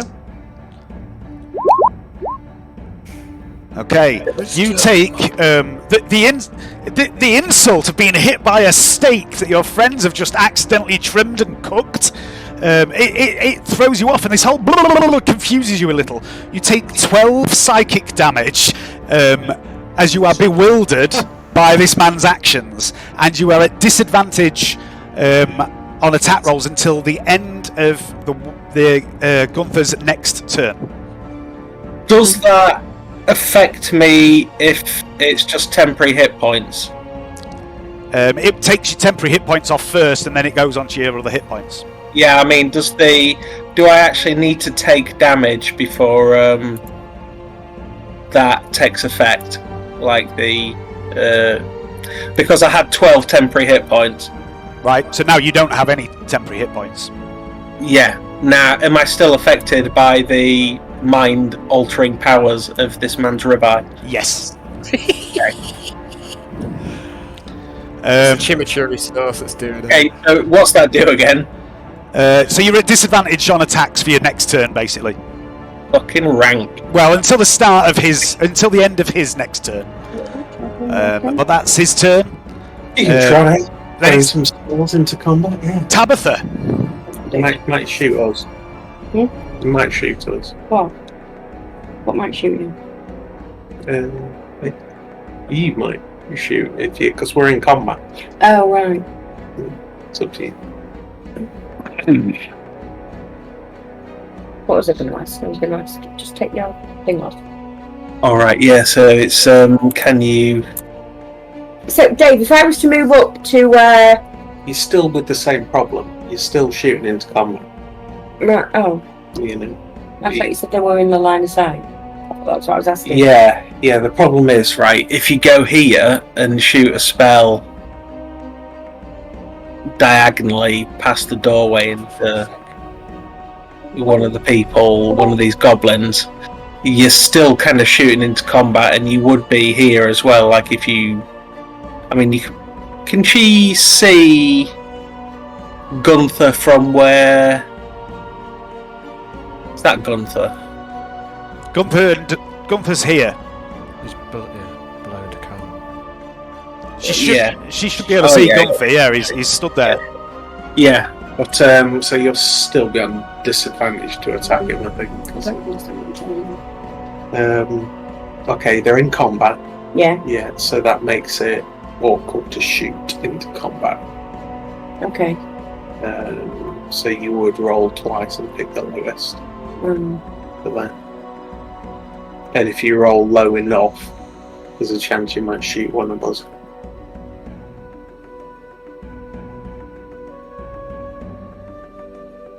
So it's all a bit awkward at the moment. What do the doors look like, Dave, that are locked? They're wooden doors with iron hinges, and they have quite simple-looking keyholes. You could try.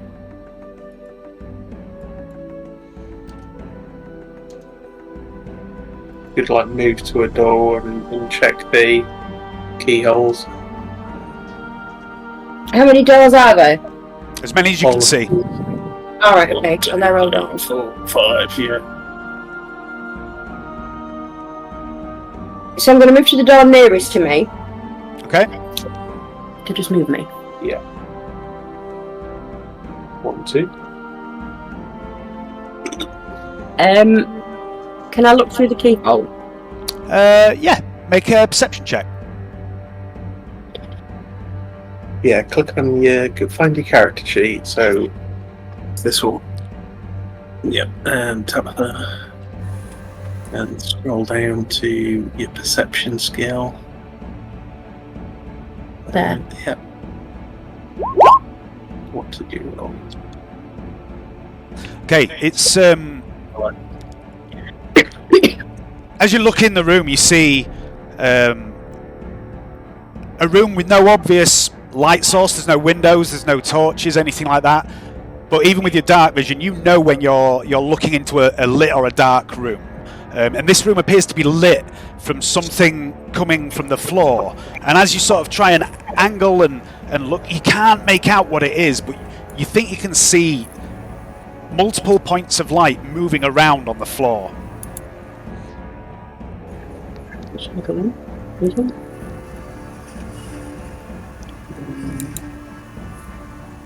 I don't know if that's your bonus action to look through it.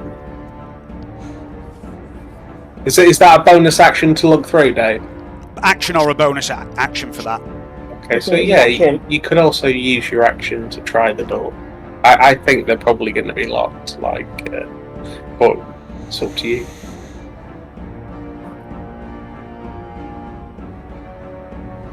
Yeah, can I try the door, Dave? Yep, you try the door and find it's locked. Okay. Yeah, I think they're all going to be locked except for... So I've still got some movement left, haven't I? Yes. So can I move? So you've got 4 movement unless you want to sprint, and then you could go up to 10. It's 4. Yeah. 4 squares.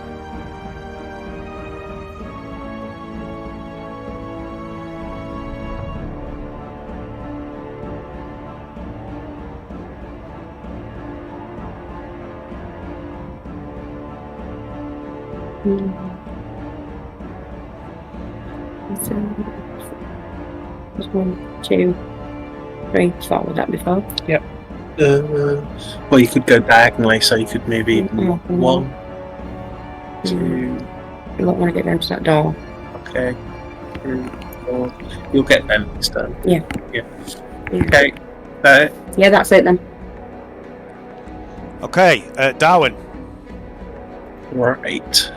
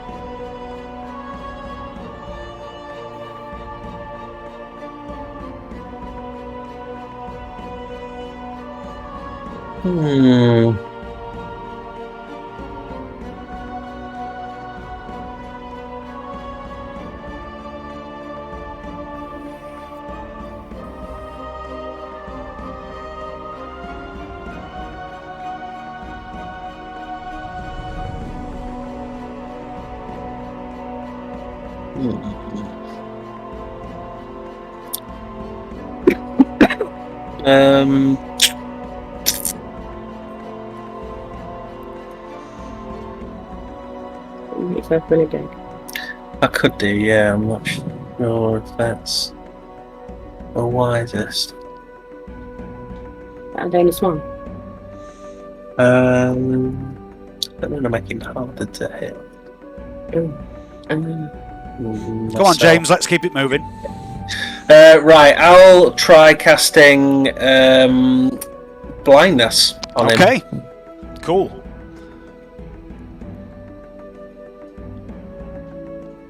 Rightio. Blindness, deafness. Okay. Constitution saving throw.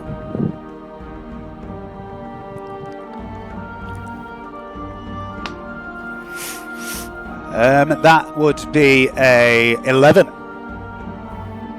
13 would be my spell save DC. Are you blinding him or deafening him? Blinding. Okay. He is blind. He said, fucking hell, who turned out the lights? It is to play this game, dwarf. Anything else, Darwin? No. With his own state. No. Particularly cool fan. Hosted by his own river. Yeah. I wouldn't. What are you doing, Uther?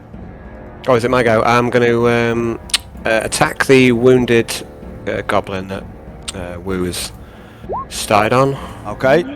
Oh, that's a bit of a waste. Never mind. That is a critical hit. That is a dead goblin. Damage. And then Destroyed it. yeah, Well. oh well, never mind. I'm going to attack the goblin leader with bonus action. Okay. 17. No, yeah, 17. I think. Yeah, that's. Which one's this on? Sorry, the one to your north. The one to the north, the one Yeah. with the skull on his head. Yep, 17 that's a hit. Blindness. Okay, so that's 8. Okay. All right. Yeah, you batter him. He's wearing like quite sturdy-looking splint mail, and he seems to take the blow quite well. And he grins at you with his sharpened teeth. Anything else? That's my go. Takal. I will be attacking the dwarf. Do I get advantage because he's blind? You do, yeah. I'll turn advantage on. Oh no, or do So- you? Or does it just... I don't know, I'm asking. Yeah, it might be disadvantage to him. Let me just check. Conditions blinded. Can't see, automatically fails any ability checks that require sight. Yeah, you do, you have advantage. Okay, advantage. So, yeah, just gonna try and hit him with my shit dice rolls. So, first axe. That's a hit. Roll damage. That's a hit. Oh gosh, well. Not sure. 8. Okay. Second. So now, if he attacks anyone else, I don't. It might be a bit mute point seeing as he's blind, but until the start of my next turn, he has disadvantage on any attack rolls that he makes against that isn't against me. Yeah, I mean, So anyone else. He'll be at disadvantage anyway because he's blinded, Yeah. but he will be against you as well. And if he hits any other creature, they have resistance to his damage dealt. Nice. Okay. Alright. So that's my ancestor there, giving a helping hand. Right, Tank. second axe. Damage with the fuck. Yeah, that's also a hit.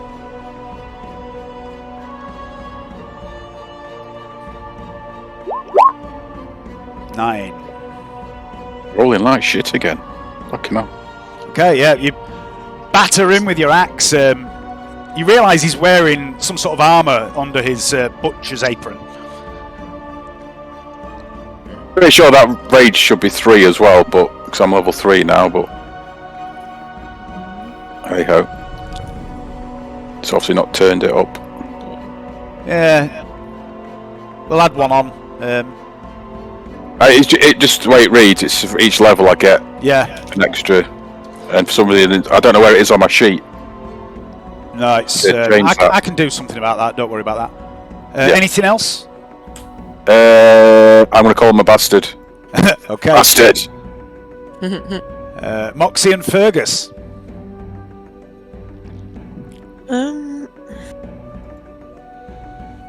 So yeah, you notice you've been getting shot at as well by these goblins to the north of you.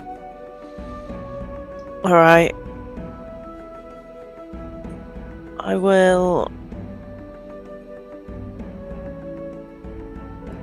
I think I might move.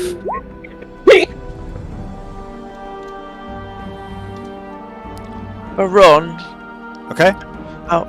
So to run is an action.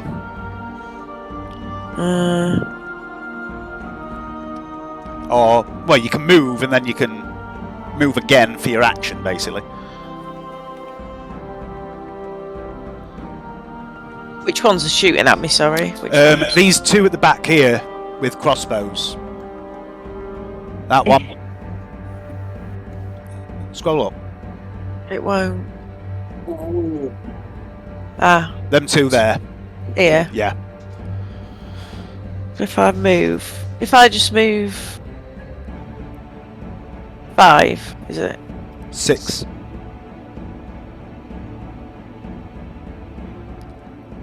I just move up here, Okay. and then can I do anything else? We've got an action and a bonus action still. Bonus action. I don't know if you've got anything that lets you use a bonus action. Maybe not. 9. Oh yeah, you have. You can shuffle your sorcery points about. You can trade spell slots for sorcery points and vice versa. Oh, okay. Yeah. Right. But you still got an action. Don't know why I ran. Don't know why I ran away just now. Well, you've broken line of sight, haven't you? Yeah. So I can't do anything though, can I? You've still got an action. Oh, so I can fire at him. Yeah. All right. That is a miss. And I've just remembered something I'm supposed to do. Whenever you cast a spell, Moxie, will you roll a d20? Yep.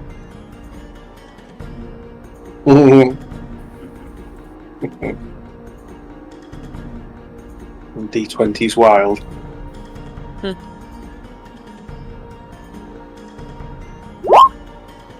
Okay, everything's fine. Okie doke. Leanne's got her own built-in perils of the warp feature. Nice. But it's it can be beneficial as well. It can do some fucking weird stuff. Is it Fergus doing anything? No, he's just helping out down there.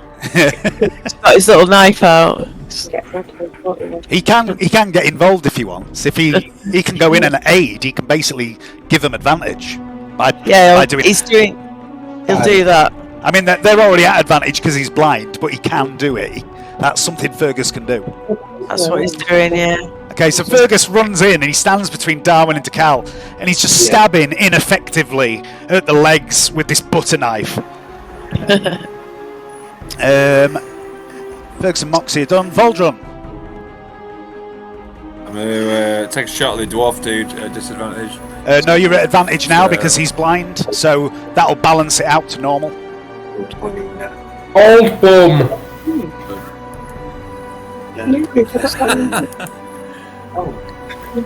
Where are we? There we go.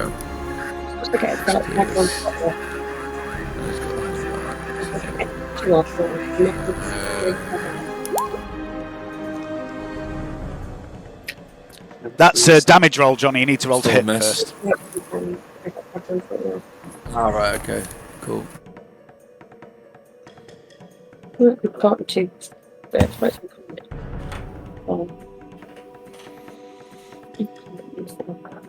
Oh, sorry again. It's so long. What do I roll? The first one, so just a meter's longbow. Yeah, that's it. 16 is a hit, just. So you do. That's 14 piercing damage to him. And he yells in pain as this arrow penetrates his shoulder, and he drops the stake. He says, fucking waste! 5-second rule! Anything else, Voldrum? Yeah, I'm going to cast Dancing Lights, I think, if I can. Is that a bonus action? No, it might be. It might be an action. I don't think it's a bonus action, yeah. If it's a bonus action, you can cast it. If it's an action, you can't. Because your action was your attack. Yeah. Nice. Yeah, so it's an action, so you can't cast that. I'll leave it then. Okay, woo. Leave it then. Okay. Right, I'm doing. I'm attacking the leader. I'm gonna do an unarmed strike at him. A wrong one. Ignore the necrotic because I've got to use a thing for that. I'll take it off actually. But I'm doing it in reverse order, obviously. Let's see if I hit him. He's trying to witchcraft his own dice rolls by rolling damage first. Oh well, now I've got to hit. Yeah, but now I'm going to try and a bonus action hit him with an unarmed strike. Okay, that's a bit better. Then back him. Then use a key point and then do it again unless he's dead. He's not dead, no. Key point. 17 hits. 9. That's enough. You kill the leader. That's like, have you ever seen Fist of North Star? Like that at him. Okay. You are already dead. Yeah. It explodes. A shower of gore. You smash his fucking. So it's a bit of the old uppercut, like to the nose, and you smash his nose, and the bone goes into the brain and all that. Okay, he's down. It's the goblin. He's on the floor, pushing everywhere. Okay, that's my turn over. All right. The goblins, the one on Woo and Uther are going to go for them. The one on Woo, that's a 20 something to hit. 23. And that's 7 slashing damage. And then the one on Uther, that's a 7 to hit.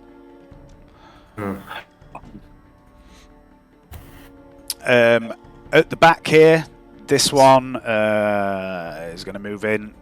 Can't see anyone to shoot at, I don't think. Oh, maybe I need to get some ammo.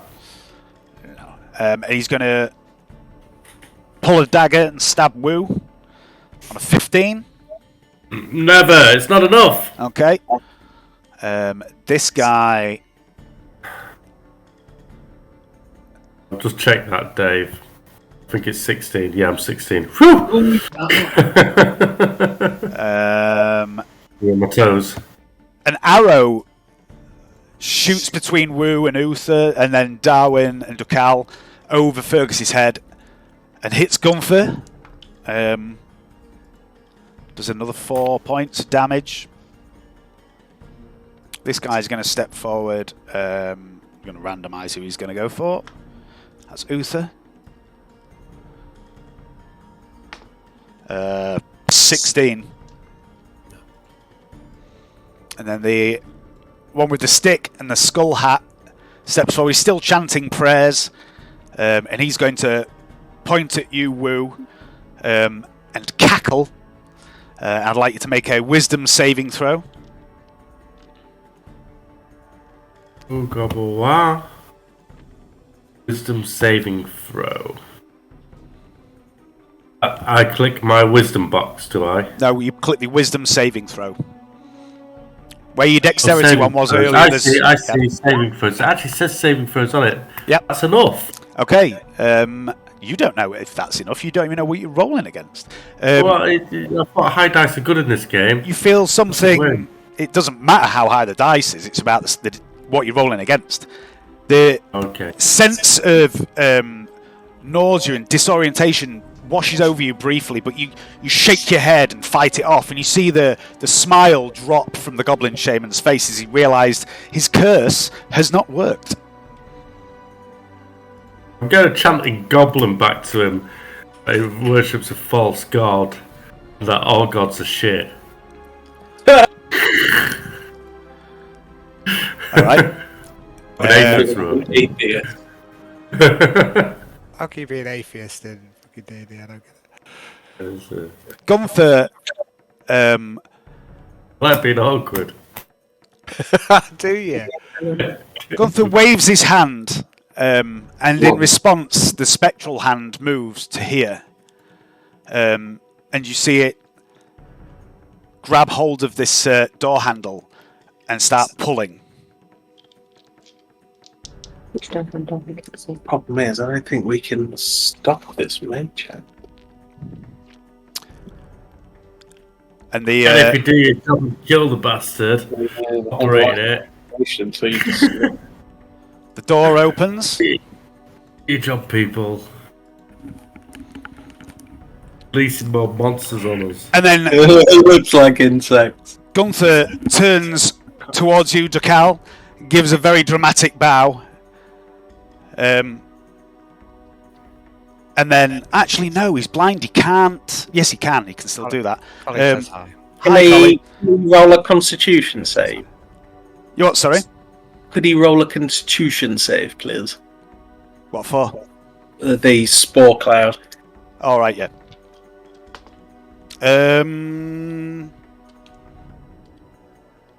Oh, that's the goblin. 14. I think that's enough. I think it's my DC, so 13 or higher. Yeah. Right, so he clicks his fingers, the hand moves, and then he bows. He thinks he's bowing at Drakal, but he's blind and he's got a bit disorientated. And he says, "Well, two can play at being cheating bastards." And you just see this black doorway open up in front of him, and he steps through it. And Darwin and Drakal and Fergus all see where he steps to, and it's the upstairs of the butcher's shop. And he's gone. But Drakal and Darwin, you do both get a attack of opportunity against him as he goes. Okay, is that just one attack, Dave? Or? Yep, yeah, just one attack. You get advantage as well because he's blind. Yep. Yeah, advantage. Okay. And the hand disappears as well as he does that. You both hit.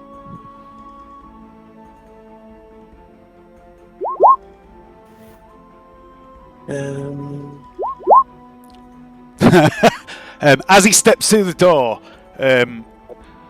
Drakal, you smash him in the head at the same time as Darwin smashes him in the body, and the two separate as the head comes away from the blade of your axe, and the body crumples forward, falling through the door. And he falls through the doorway in such a way that his legs from the knee down are still in this room, but the rest of him's upstairs, and his head's on the floor here as well. And then he's lost consciousness, he's dead. The doorway closes and severs his legs at the knee, and there's just his lower legs and feet there, and his head, and his body's just fucking gone. I wonder what the woman's doing now upstairs. She's work makes the dream work. She's stood on the stairs this whole time, like 2 or 3 stairs up, just staring in horror at this fucking scene of brutality that's unfolding before her. Yeah, try shut this door. Tabitha. Oh, wait, well, she's got lovely feet again. Wait, the books? Not much from them. Just look like it. The way out. To make it. Right. 1, 2, 3.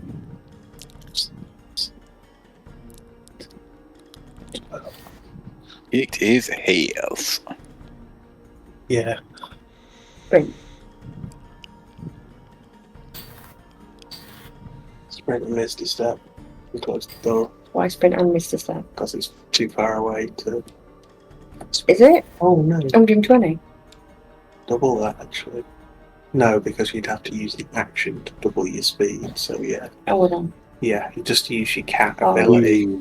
Yeah, action's a dash. Yeah. Yeah. Cat dash, and then but then you'll have to move a bit further because it's beyond 12. So you'd have to Misty Step and close Well, that's the a door. bonus action anyway, isn't it? Yeah, that's cool. It was 10, isn't it? Pardon me. Oh, is it? I As believe. soon as it. Tabitha's. I'm gonna. What is it? What's that? Cat sprint? Yeah. Okay. So how many? 12. Hang on. 1, 2, 3. 12. I'll get you up to here. There. Yep. Do you have to drag it? Yep. Oh shit. Yeah. Shit. There you go. Get there. See ya. And then I'm gonna misty step. Okay. Over to the doorway. Because that's a bonus action. Yep. To the doorway. Fucking hell. And would it be my action to close the door? Yeah. And I'm going to use my action to close the door. Okay. You should be able to click on that door and it'll close.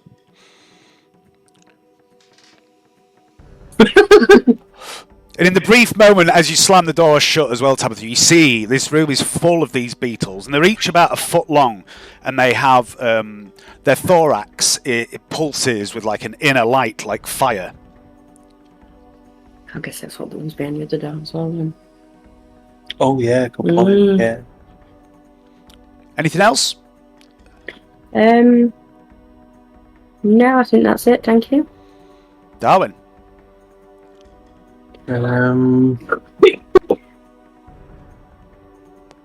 Right. Can I recall which doors I thought had mushroom people behind? Well, I'm still on symbiote mode. Don't know it. All you can sense south of you, and you think it's perhaps behind all these doors, is mushrooms. And you can feel Fergus is aware of it as well. Alright, okay, so I don't know that he's gone upstairs, do I? I mean, some of him's gone upstairs, most of him's still in here. His head and feet are in here. But I imagine the keys are on another part of him. Yeah. So, Key in the boot. and the doorway didn't look like it headed upstairs, did it? So the doorway he went through, yeah, it did. Yeah. It looked like the upstairs of the butcher's. It looked like the butcher's shop he was heading into. So, right, I'm off upstairs then. So 1, 2, 3, 5, 6, 7, 8, 9, 10, 12. Okay, that's my go. Okay. Uther. Oh shit, there's some goblins up there. I'm going to cast James is- lay on hand. James has Yeah, just James. become aware of the goblins. Yes, you want killing me. So I'm going to cast lay on hands on Wu. I'll Yep. use all of the up to 15 hit points on him. Okay. So you regain okay. up to 15 hit points. Woo. 2. How many have you got? I've got 22, so that's 15 then. Actually, you know the 2 in total. So Okay. 15. Dukal. Right, move. So Dave, sorry, could I 2. could I just change mine to just move 6 and cast Healing Spirit? That's exactly right, Alan. Exactly what I needed.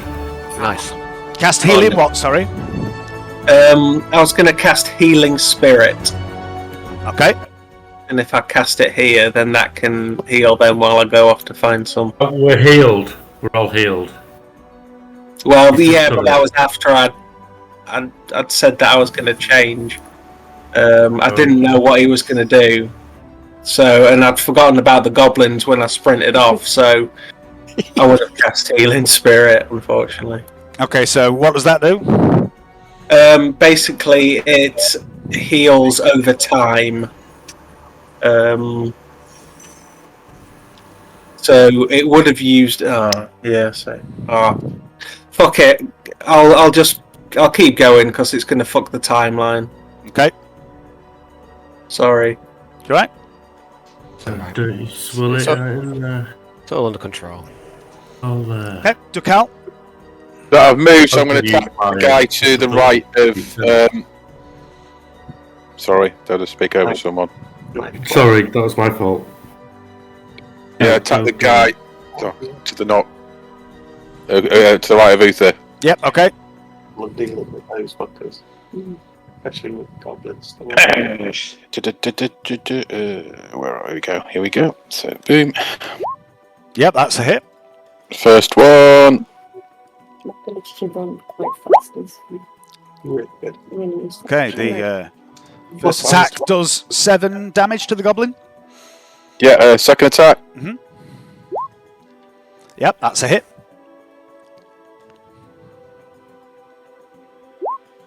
Okay, 8. Uther, you see this axe just come out like alongside your shoulder, between the door and the edge of your shoulder, and just smash this goblin twice. The first one cuts sort of straight down the middle to about the abdomen, and the second one cuts all the way through to the groin, and the goblin falls in 2 halves.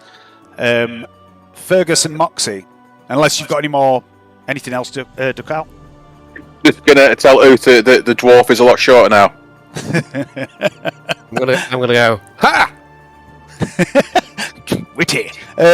Fergus and Moxie. I just move three forward.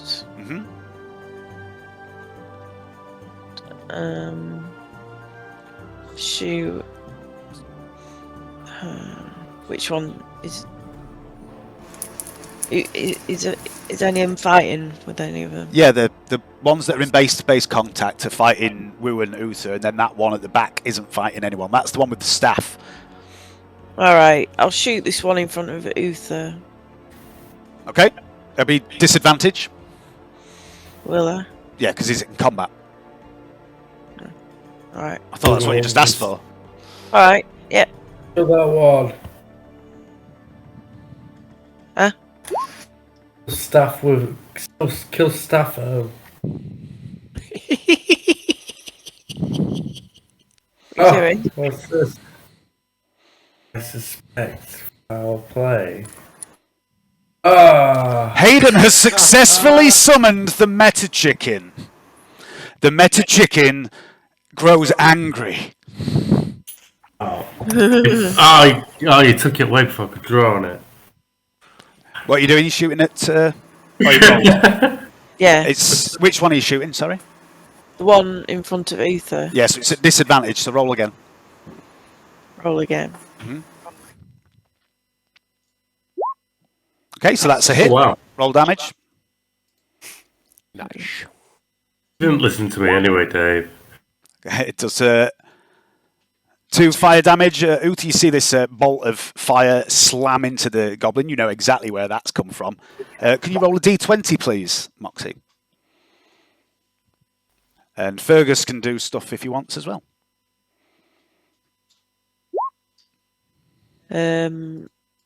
Fergus. He'll go up there and assist. Is that assisting? It's close enough. If he moves base to base and you tell me he's assisting, yeah. So Woo, all of a sudden this little mushroom comes running up alongside you, starts stabbing this goblin in the shins with his butter knife, and the goblin's clearly distracted.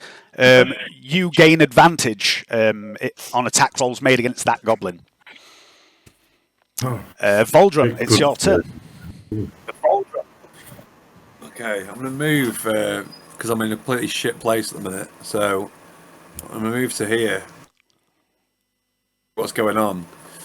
You see goblins. Shoot. I don't know. How far did you move? Shoot this one. 1, 2, 3, 4, 5. From the back, from here. I think I can do that quite easily. Yeah, you can move 6 squares fast. So I'm gonna shoot this. I'm gonna shoot this guy. Yep.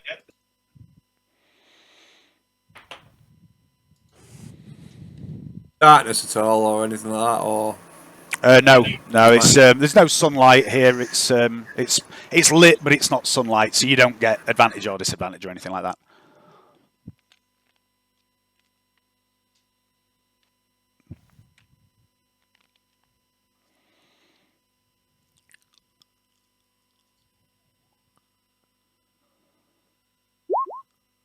That's a hit.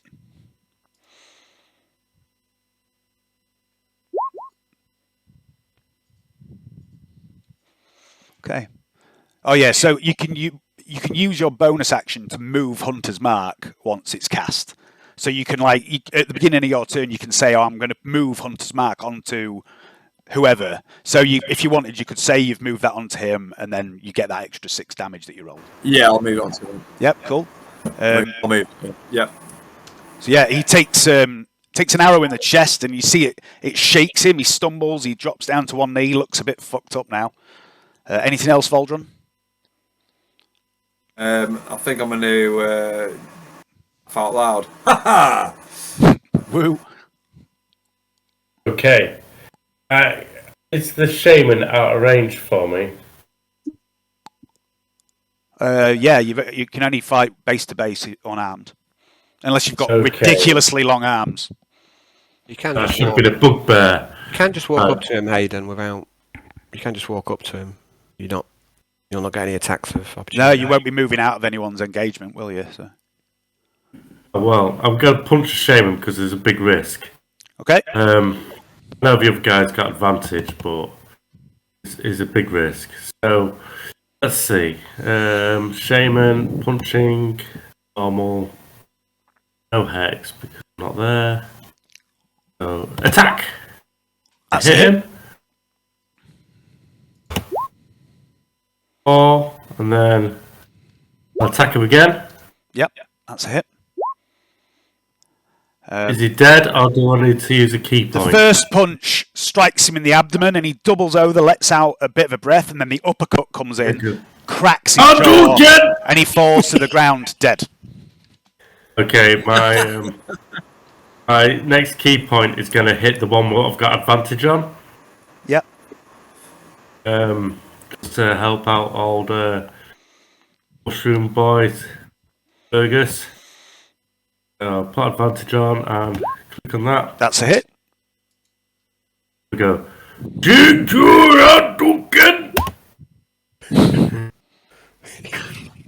Out though. That's 6 damage. You know, you proper clock this guy, and he never saw it coming. He was too busy trying to fend off this mushroom that's stabbing him in the shins. Anything else, Woo?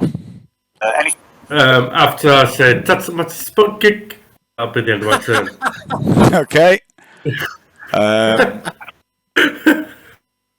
Yeah. This goblin is going to... Effective. Right. Run into here. He's going to stab Woo with his dagger, screaming at you that you've killed the great Droop. Oh, he's drooping on the floor, I think, Goblin, and laugh. He lunges at you with his dagger, but he misses. This one here is also going to attack at you, Woo. Tell them they should follow me. 11. I'll be the Goblin King. This one moves to here, and he's going to try and attack Voldron with his scimitar. That is a 10. That'll be a miss.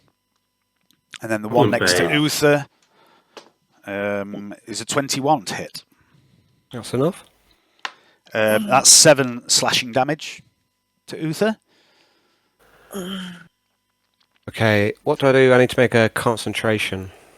Yeah, so it's a Constitution saving throw. Constitution saving throw, basically. Yeah. Oh dear. Okay, so that drops shield off of Ducal. So, Ducal, your armor's back to normal. Tabitha.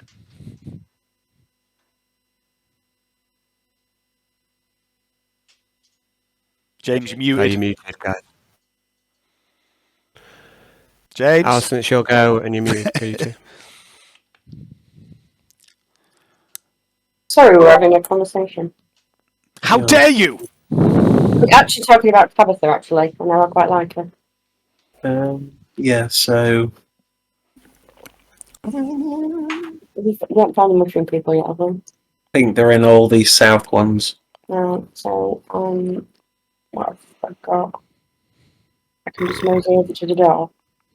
You can try, but I think they're all locked. Oh, yeah. Okay. I can do when I'm in there, right? Yeah. I'm going to move. Okay. Okay.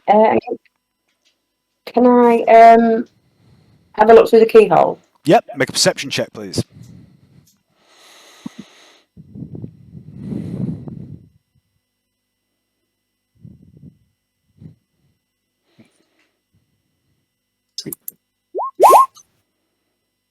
Okay, it's dark in here, but with your night vision, you can see quite well. There's no light source in here, and huddled together, looking terrified in the middle of the room, there are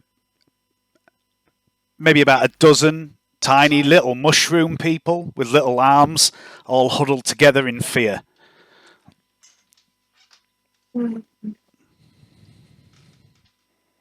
Doors locked. I'm hoping that the keys are going to be on the Dude's legs that are upstairs. Oh, how far upstairs? Well,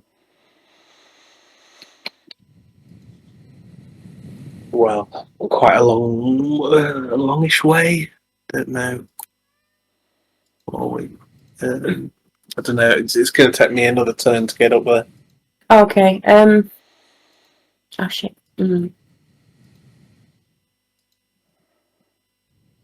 Yeah, that'll do for now. Okay. Darwin. There's not a lot I can do. Yeah. Okay. Well, I'm off on a hunt to find this fella's legs. So 1, 2, 3. Oh. Where's the 4? Is the steps up somewhere? Yeah, the steps start there. Okay, so I've still got how many spaces to get up the stairs? It would be about 8 more squares to get to the top of the stairs. Okay, well I'm going to have to sprint up those then and use all 8 remaining to get up to the top. All right. And as you burst into the butcher's, you realise that the woman that served you has long gone, and lying in the middle of the butcher's shop, headless and footless, is Gunther Guntherson. And he's still got hold of the steak. Shame you Eat it! Eat the victory steak, Darwin! Victory steak. I think it's a bit of it's an omnivorous total, but Anything else, Darwin? in the face and the steak of madness. I'm not eating that shit. It's fucking CJ. No, thank you. Okay. Uther. Okay, I'll hit the goblin at 12 o'clock, please. Yep. With great weapon. Mode. Yeah, that's a hit. 24. 21. And that's a dead goblin. And then the one to the left. That's also a 22. hit. And that's another dead goblin. Ha! I'm going to say that's done. I'll make a move. Kai. I'll move to there. Yeah, okay. Dukal. Before I leave, I just shout to everyone, I'm off to find the keys! Selkies! Gonna move there, then attack the goblin. Okay. You will. Advantage? You will not. Oh, No, will you? I don't. You won't be getting advantage for any positioning or anything like that. No. Okay, no, so it's normal attack then. Okay, so +1. Unless you're still raging, are you? I'm raging, but I don't get advantage. All right. Okay. Yeah, that's a hit. Advantage. I get advantage on strength checks and saving throws. That's it. Yeah. Yeah. So that's a hit. Damage. That's just enough to kill a goblin in one blow. Splash. Anything else? Can I do the remainder of my move, or is that? Yeah, you can split your movement. Yeah. Then I will go up one then. Actually, I can't do my bonus attack, can I? No, you can still use your bonus action to attack. Oh, I'll bonus attack that guy then. Okay. Advantage now, buddy. Yep. Oh, yeah. Well caught. Who's it? Advantage. And second offhand axe. Yep. That's a hit. Leave this up. It's then damage is. Yeah, it's not a very good hit for a barbarian, that. He still stands, this last goblin, and he glances round, realises all his mates are dead. Fergus and Moxie.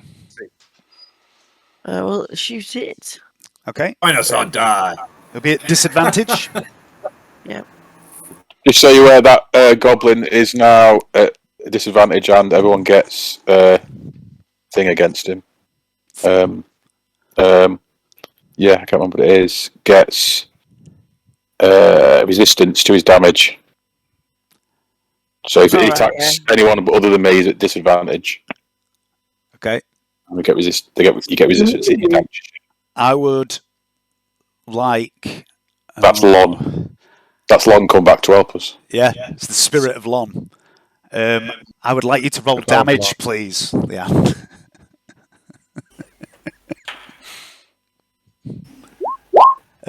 Woo. Will you make a dexterity saving throw, please? You see that? Can't run until I've wrestled. Oh, I don't know why I'm in there. Dexterity saving throw. Yep. From Moxie's firebolt. Oh, what? Oh, my goodness, Moxie. Hoblin's flammable.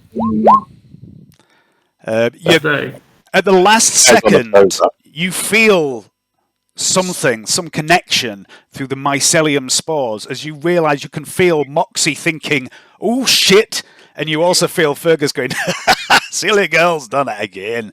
And you just jink to one side as this firebolt narrowly misses you from Moxie.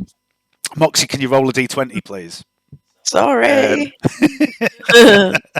And then it's Voldrum's turn. Sorry, not sorry. Oh, Fergus can move if he wants, if there's anything he wanted to do. Is she nearly shot? No, he'll stay. Shoot this goblin here. Okay. You'd be at disadvantage. It's fine. I mind. Anything but a 1, Johnny. Nearly hit me. Oh yeah. Let me get a 1. Hayden just thinks I've cursed Johnny's roll. Disadvantage. No, I'm slapping myself. Anything but a 1! Okay. Woo, can you again make a dexterity saving throw, please? My God. It's because I'm half asleep. It's not, it's your fucking teammate's fault. It's not yours. Oh. Just hate me. Story goblin and fire. Yep, again, you feel Voldrum take the shot and he realises as he releases the arrow, oh bollocks, I'm going to hit that little green fucker. And you move out the way, and also Fergus is tugging on your fucking trousers and he sort of helps you move out the way and the arrow narrowly misses you. Yeah, so amazing. Anything else, Voldrum? I'll take that as a no. I'm going to put the hunter's mark on this guy. Going to put hunter's mark on Woo, okay. Oh, Woo, yeah. No, the Green Goblin. They all look the same. Get away from me that easily, Woo. They all look the same, don't they, Jakal? Woo, it's your turn. Oh, can nobody finish this man up? It's likely to miss and leave. Holy shit. Your action. I can't believe it.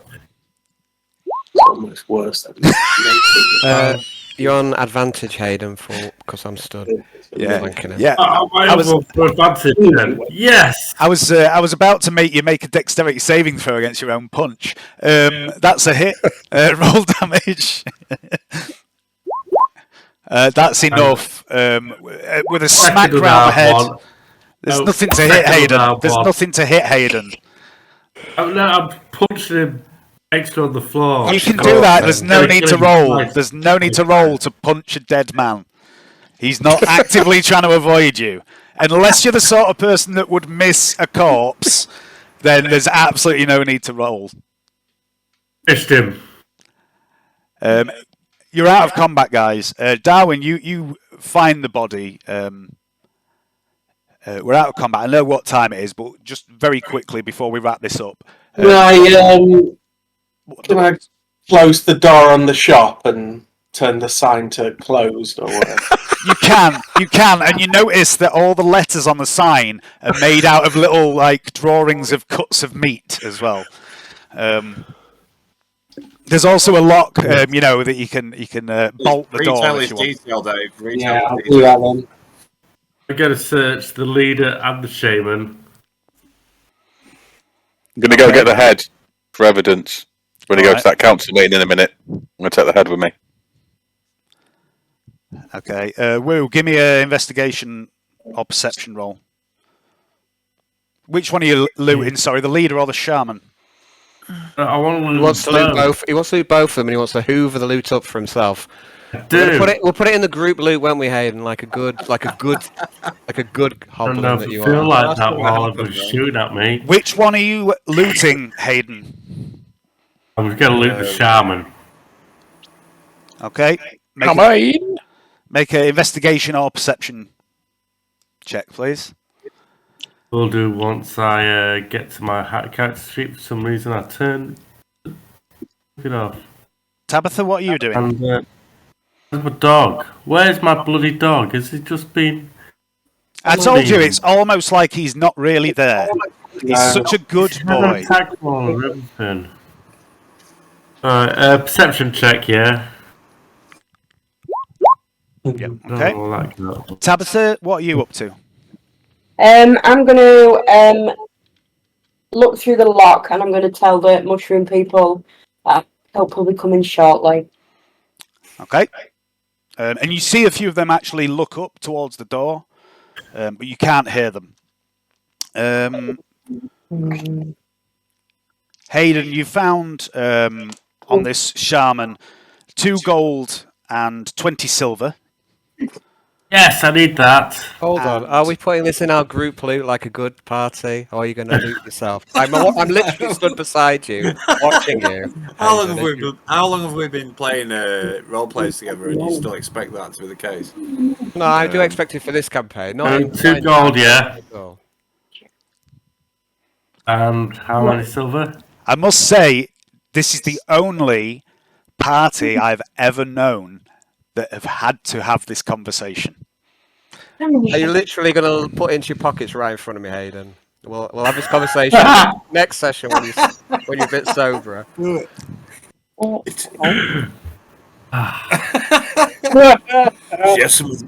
Share some with me, and I'll turn What's in the group loot, please, Dave? What's in the group loot? I'll put it in the group loot, don't you worry. So how much is it? 2 gold and 20 silver. Pains you so 2 much, gold and 20 silver. I love it. He also has a battle axe. It's not a particularly good quality one, and also quite a crudely made set of like mail shirt that's all fucked up now. Sorry, yeah, he still has the chainmail. He doesn't have an axe. He has a staff, a very crudely carved wooden staff.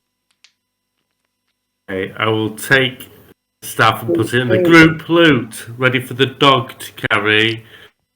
Okay, I'll look after the group loot, Hayden, don't you worry about it, mate. Al, you can add Maglubiat staff. Maglubiat staff, eh? Mm-hmm.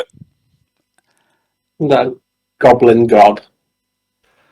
Maglubiat. I'm not going to try and spell that. Come in handy, Woo. Voldron, what are you up to? And Moxie as well. Retrieve that steak that was on the floor from the dead dwarf. Yeah. I was sharing the steak. Victory steak. I suppose so. The group loot. It's a lot of nag of it. Just loot everything.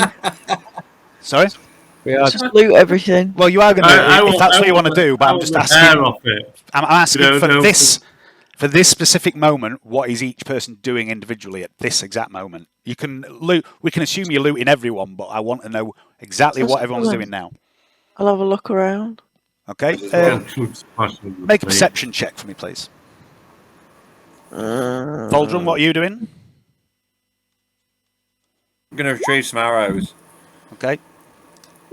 How many did you fire? Do you know? What do I do? Fired about 4. Roll a d20. D20. Okay. You like out. In here. Yes, Moxie, you've forgotten about the mushroom folk for a while, and you're just wandering around here having a look and eyeing up all this, and it looks to you like maybe, you know, there's this table with this butchered meat that's clearly from an insect of some kind. There's this what looks like alchemical set up on the other side, and this still. And you start sort of peering at this, and you don't really notice anything else. You're fixated on this particular area. You're right. Um, Probably help the mushroom people. right, okay. I'd like everyone to make a perception check, please. Am I still upstairs? Yes.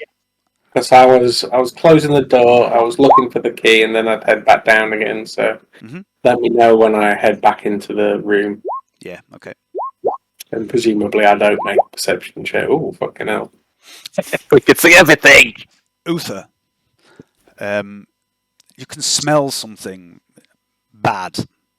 It smells like One Snickers. it smells like rotting meat. It smells like death, and it's coming from this door to your left. I've just accidentally moved. Okay, well, I'll stop looting this warlord guy. I'm going to say to the people around me, there's something wrong here. I'm going to head up to the doorway instead. Okay. The meat's too well done. So, meanwhile, Darwin, you're looting this guy. So give me an investigation or perception roll, please.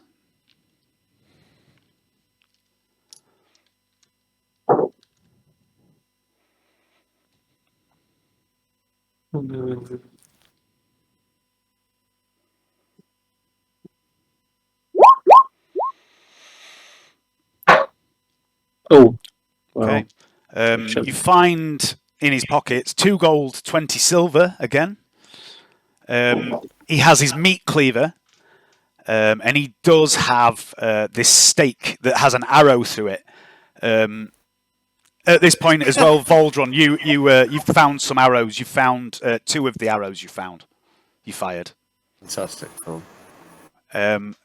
Keys on him, Dave. There are also a set of keys. Yeah.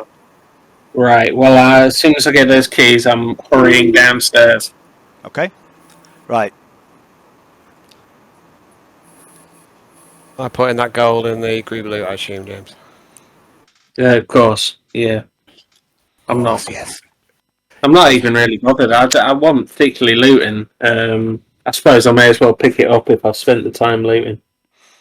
Uther, as you head over to this door, Wu and Dukal, by the way, you can also both smell this smell of rotting meat from this door that Uther's heading towards. And Uther, just as you're heading over to it, you catch a glimpse of something that moves right next to this burning light. But as you turn your head, there's nothing there. We're out of initiative order now, so what do you want to do? We'll try and wrap this up. I'd like to use divine sense. Okay. Sense for fiends in the area. Okay. You do not sense anything. Can I open this door? You can. And you open the door as the rest of your companions move around this place, looking at various things. And there is a body here of a human who looks like he's been dead a couple of weeks, maybe. He's begun to turn. He's bloated a bit. Flesh has gone a bit bluey. His robes are damp and soiled, and you immediately notice the goatee beard and the long hair tied back in a braid, and you realise it's Master Shigule. Oh, Dun, dun, dun! And that's where we'll leave it. Shigule. What's the Shigule? Oh no, Dead Jesus. Shigule. On the floor. He's dead. Who is on the floor? Ghoulies down! Dead. Is it Clive, is that? Clive, yeah. Clive's met his end. Oh no. Clive. Is he dead? Yep. Most definitely dead. But it looks like he's been dead for several weeks. We lost some time, didn't we, somewhere? You lost a couple of days, yeah. Mm. I think it was 2 days. 2 or 3, I'm fairly sure it's 2. Okay, there we go. The Game. A mystery begins. What's going on here? There's a dead Master Shigule. There's mushroom people who the Fey people have been looking for. There's fire beetles. Well, the other half of the team encountered fire beetles. What's going on? What's going on? Is it all some part of a grand conspiracy, perhaps? Johnny? It's all part of the machinations of our deranged DM. It's Felroth Gelt building his army here. Connect the dots, Dave. You've got fucking, a seriously optimistic view of your team. Well, I realised that in Dark Heresy, which is why I've made this much simpler to put together. Sorry, certain portions of the team. You know what I mean? Certain portions of the team just want to kill shit. You know what I mean? I'm going to leave the intelligent stuff for everybody else. Oh, come on. You're obsessed with the Felroth